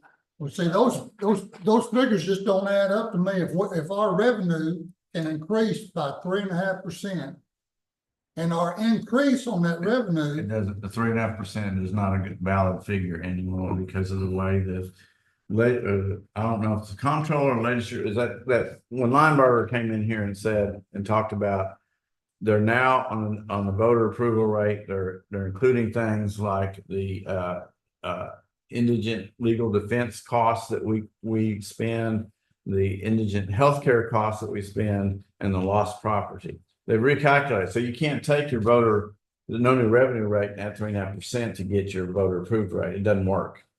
And the voter approval rate includes no new property and it includes none of the frozen taxes. I mean, once I put figures together to a budget, it's different from that because I have to go in and add frozen taxes and the property, and the new property. I mean, it's, yeah, it gets bigger. I see both sides but- being. Go ahead, Keith. but We all had a discussion with these rates on how our rate went up this year. But we had a workshop and they approved it to be true. But the numbers still don't add up. If my new revenue, my increase in my revenue from new properties and the allowed percentage that my revenue is allowed to go up, it's a little over $1 million is what we were told when we were doing all of our budget stuff, 1.4 million or something like that. And so you're telling me by leaving the tax rate where it is, you're dropping $1 million by 2 cents? I said, Yeah. exactly what Hold on, you're not dropping it from last year's budget, you're dropping it from where we have built this budget. So we're not dropping it from last year. the rate for this year's budget. If you stay the same rate, we'll generate a little money because our valuation is fine. So just staying where we're at generates more funds. Going up to 0.42 generates another $1 million on top of that. And what I'm saying is, let each road and bridge department take that amount out of the reserve so we can bring that back down, and then let the general fund, since we rolled that contingency back in, feed out of that, fix that shortfall, and keep the tax rate where it's at. Because we can run them numbers all day long, and when it's done by the state controller's office, they design it, they tell us what we use, they set that. But we all know everybody's property value went up an average of 7%, and we leave that tax rate where it's at, they're paying 7% more in taxes. If we raise it 0.42, they're paying even more. So at the very least, we need to at least leave it where it's at in our rates. I wouldn't say it's an every year deal, but I mean, this is a tough, the economy is a tough time for people. If you can help them out anyway, do it. I mean, you talked about yesterday, about Joe, And we looked at the $6 million bond, this year looked at eight. 8 cents, I know, and if we can help the public any. This would be a year to do it. This has been a tough year for people. But not just taxes, but everything. I just need to know what y'all are looking at, please, so I can have budget. But we posted it, we got it in the paper at 4.2, right? Okay. Sure, they wouldn't drop it this lower. So is everyone in agreement that we want to keep tax rate at what it is today? Rather than go to the voter approved tax rate? That's what I prefer to do. Okay, and we dropped the contingency accounts to $1 million, and so basically it'll now show 2.5 million, correct? Somewhere around there, the amount that we would go into. No, It's 3.4 million. right, and You so. wanna cover the loss. Right, but what I'm saying is, it's 3.4 million right now. We're changing the contingency to 100,000 from, or I mean, $1 million from 3 million. So that would lower it down to 2.4 or 1.4 million, correct? I'm just trying to figure out how much we are budgeting to go into reserve. That's what I'm trying to figure out. I'm comfortable at 1.5 million. That's what we did last year. And it looks like, we'll actually break just pretty much close to break even. But, We were going into our reserve with the new numbers, but we had to make a few changes. I mean, we didn't take in 3.4. mhm. You know, you're gonna go into your reserve about need. Okay. And then the million contingency on top of that. So it will show 2.8, right? All right, well, I'm okay with that. Are y'all? Workshop, Oh, yeah. Well. So. Yeah, I mean, she's just getting an opinion. I mean, Yeah, he's not taking a we're vote. not taking a vote. I just gotta know so that when we come in Wednesday, and we make those changes that everybody is, or most everybody, enough are in agreement. Right, right. All right, is there anything else on the budget? No, it's just a few minutes ago, she has a lot of POs that aren't gonna be clearing. I don't remember on this one, there's so many of them. Normally in the past, when they want to roll POs into the new year, I had to, increase our fund balance for 2024, the expenses had to be moved into 2025, so I will tell them those numbers for the sheriff office, but we'll give you the blessing to do that. They'll offset another each other. We're just moving it from one year to another is what you're saying. Yeah, And then the sheriff had requested on the salary structure, to move the 2 transport deputies. We normally pay them out of the jail budget. And wanted to put all the deputies together on the sheriff's side. So I did make that change in the salary structure. I moved those deputies, those 2 transport deputies, I just changed them to the sheriff's all right. budget. It didn't change the figures any, but I want the court to be aware that the structure did change. Okay. And then, we can finish the supplement for the district judge and the attorney the judicial structure is that the district judge makes, the county court of law judge has to makes $1,000 less than the district judge. And so when we did the 5% raise, Judge Martin and Tonda only got 5% on the county supplement that we were getting. So I did have to tweak that a little bit to get to where Judge Martin and Tonda are in aligned with what the judicial salaries says. To be in compliance with the law. Yes. So I did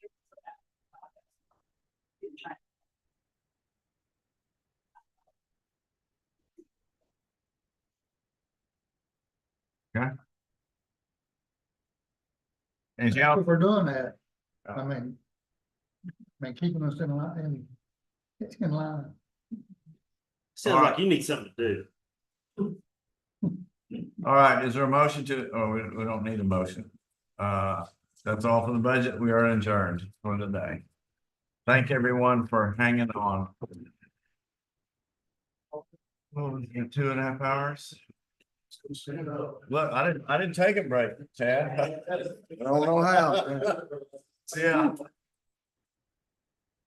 I've done pretty good in the first 2 hours. I'm gonna take one now. Could have traded chairs with 2 hours. Sit on the church pew, yeah.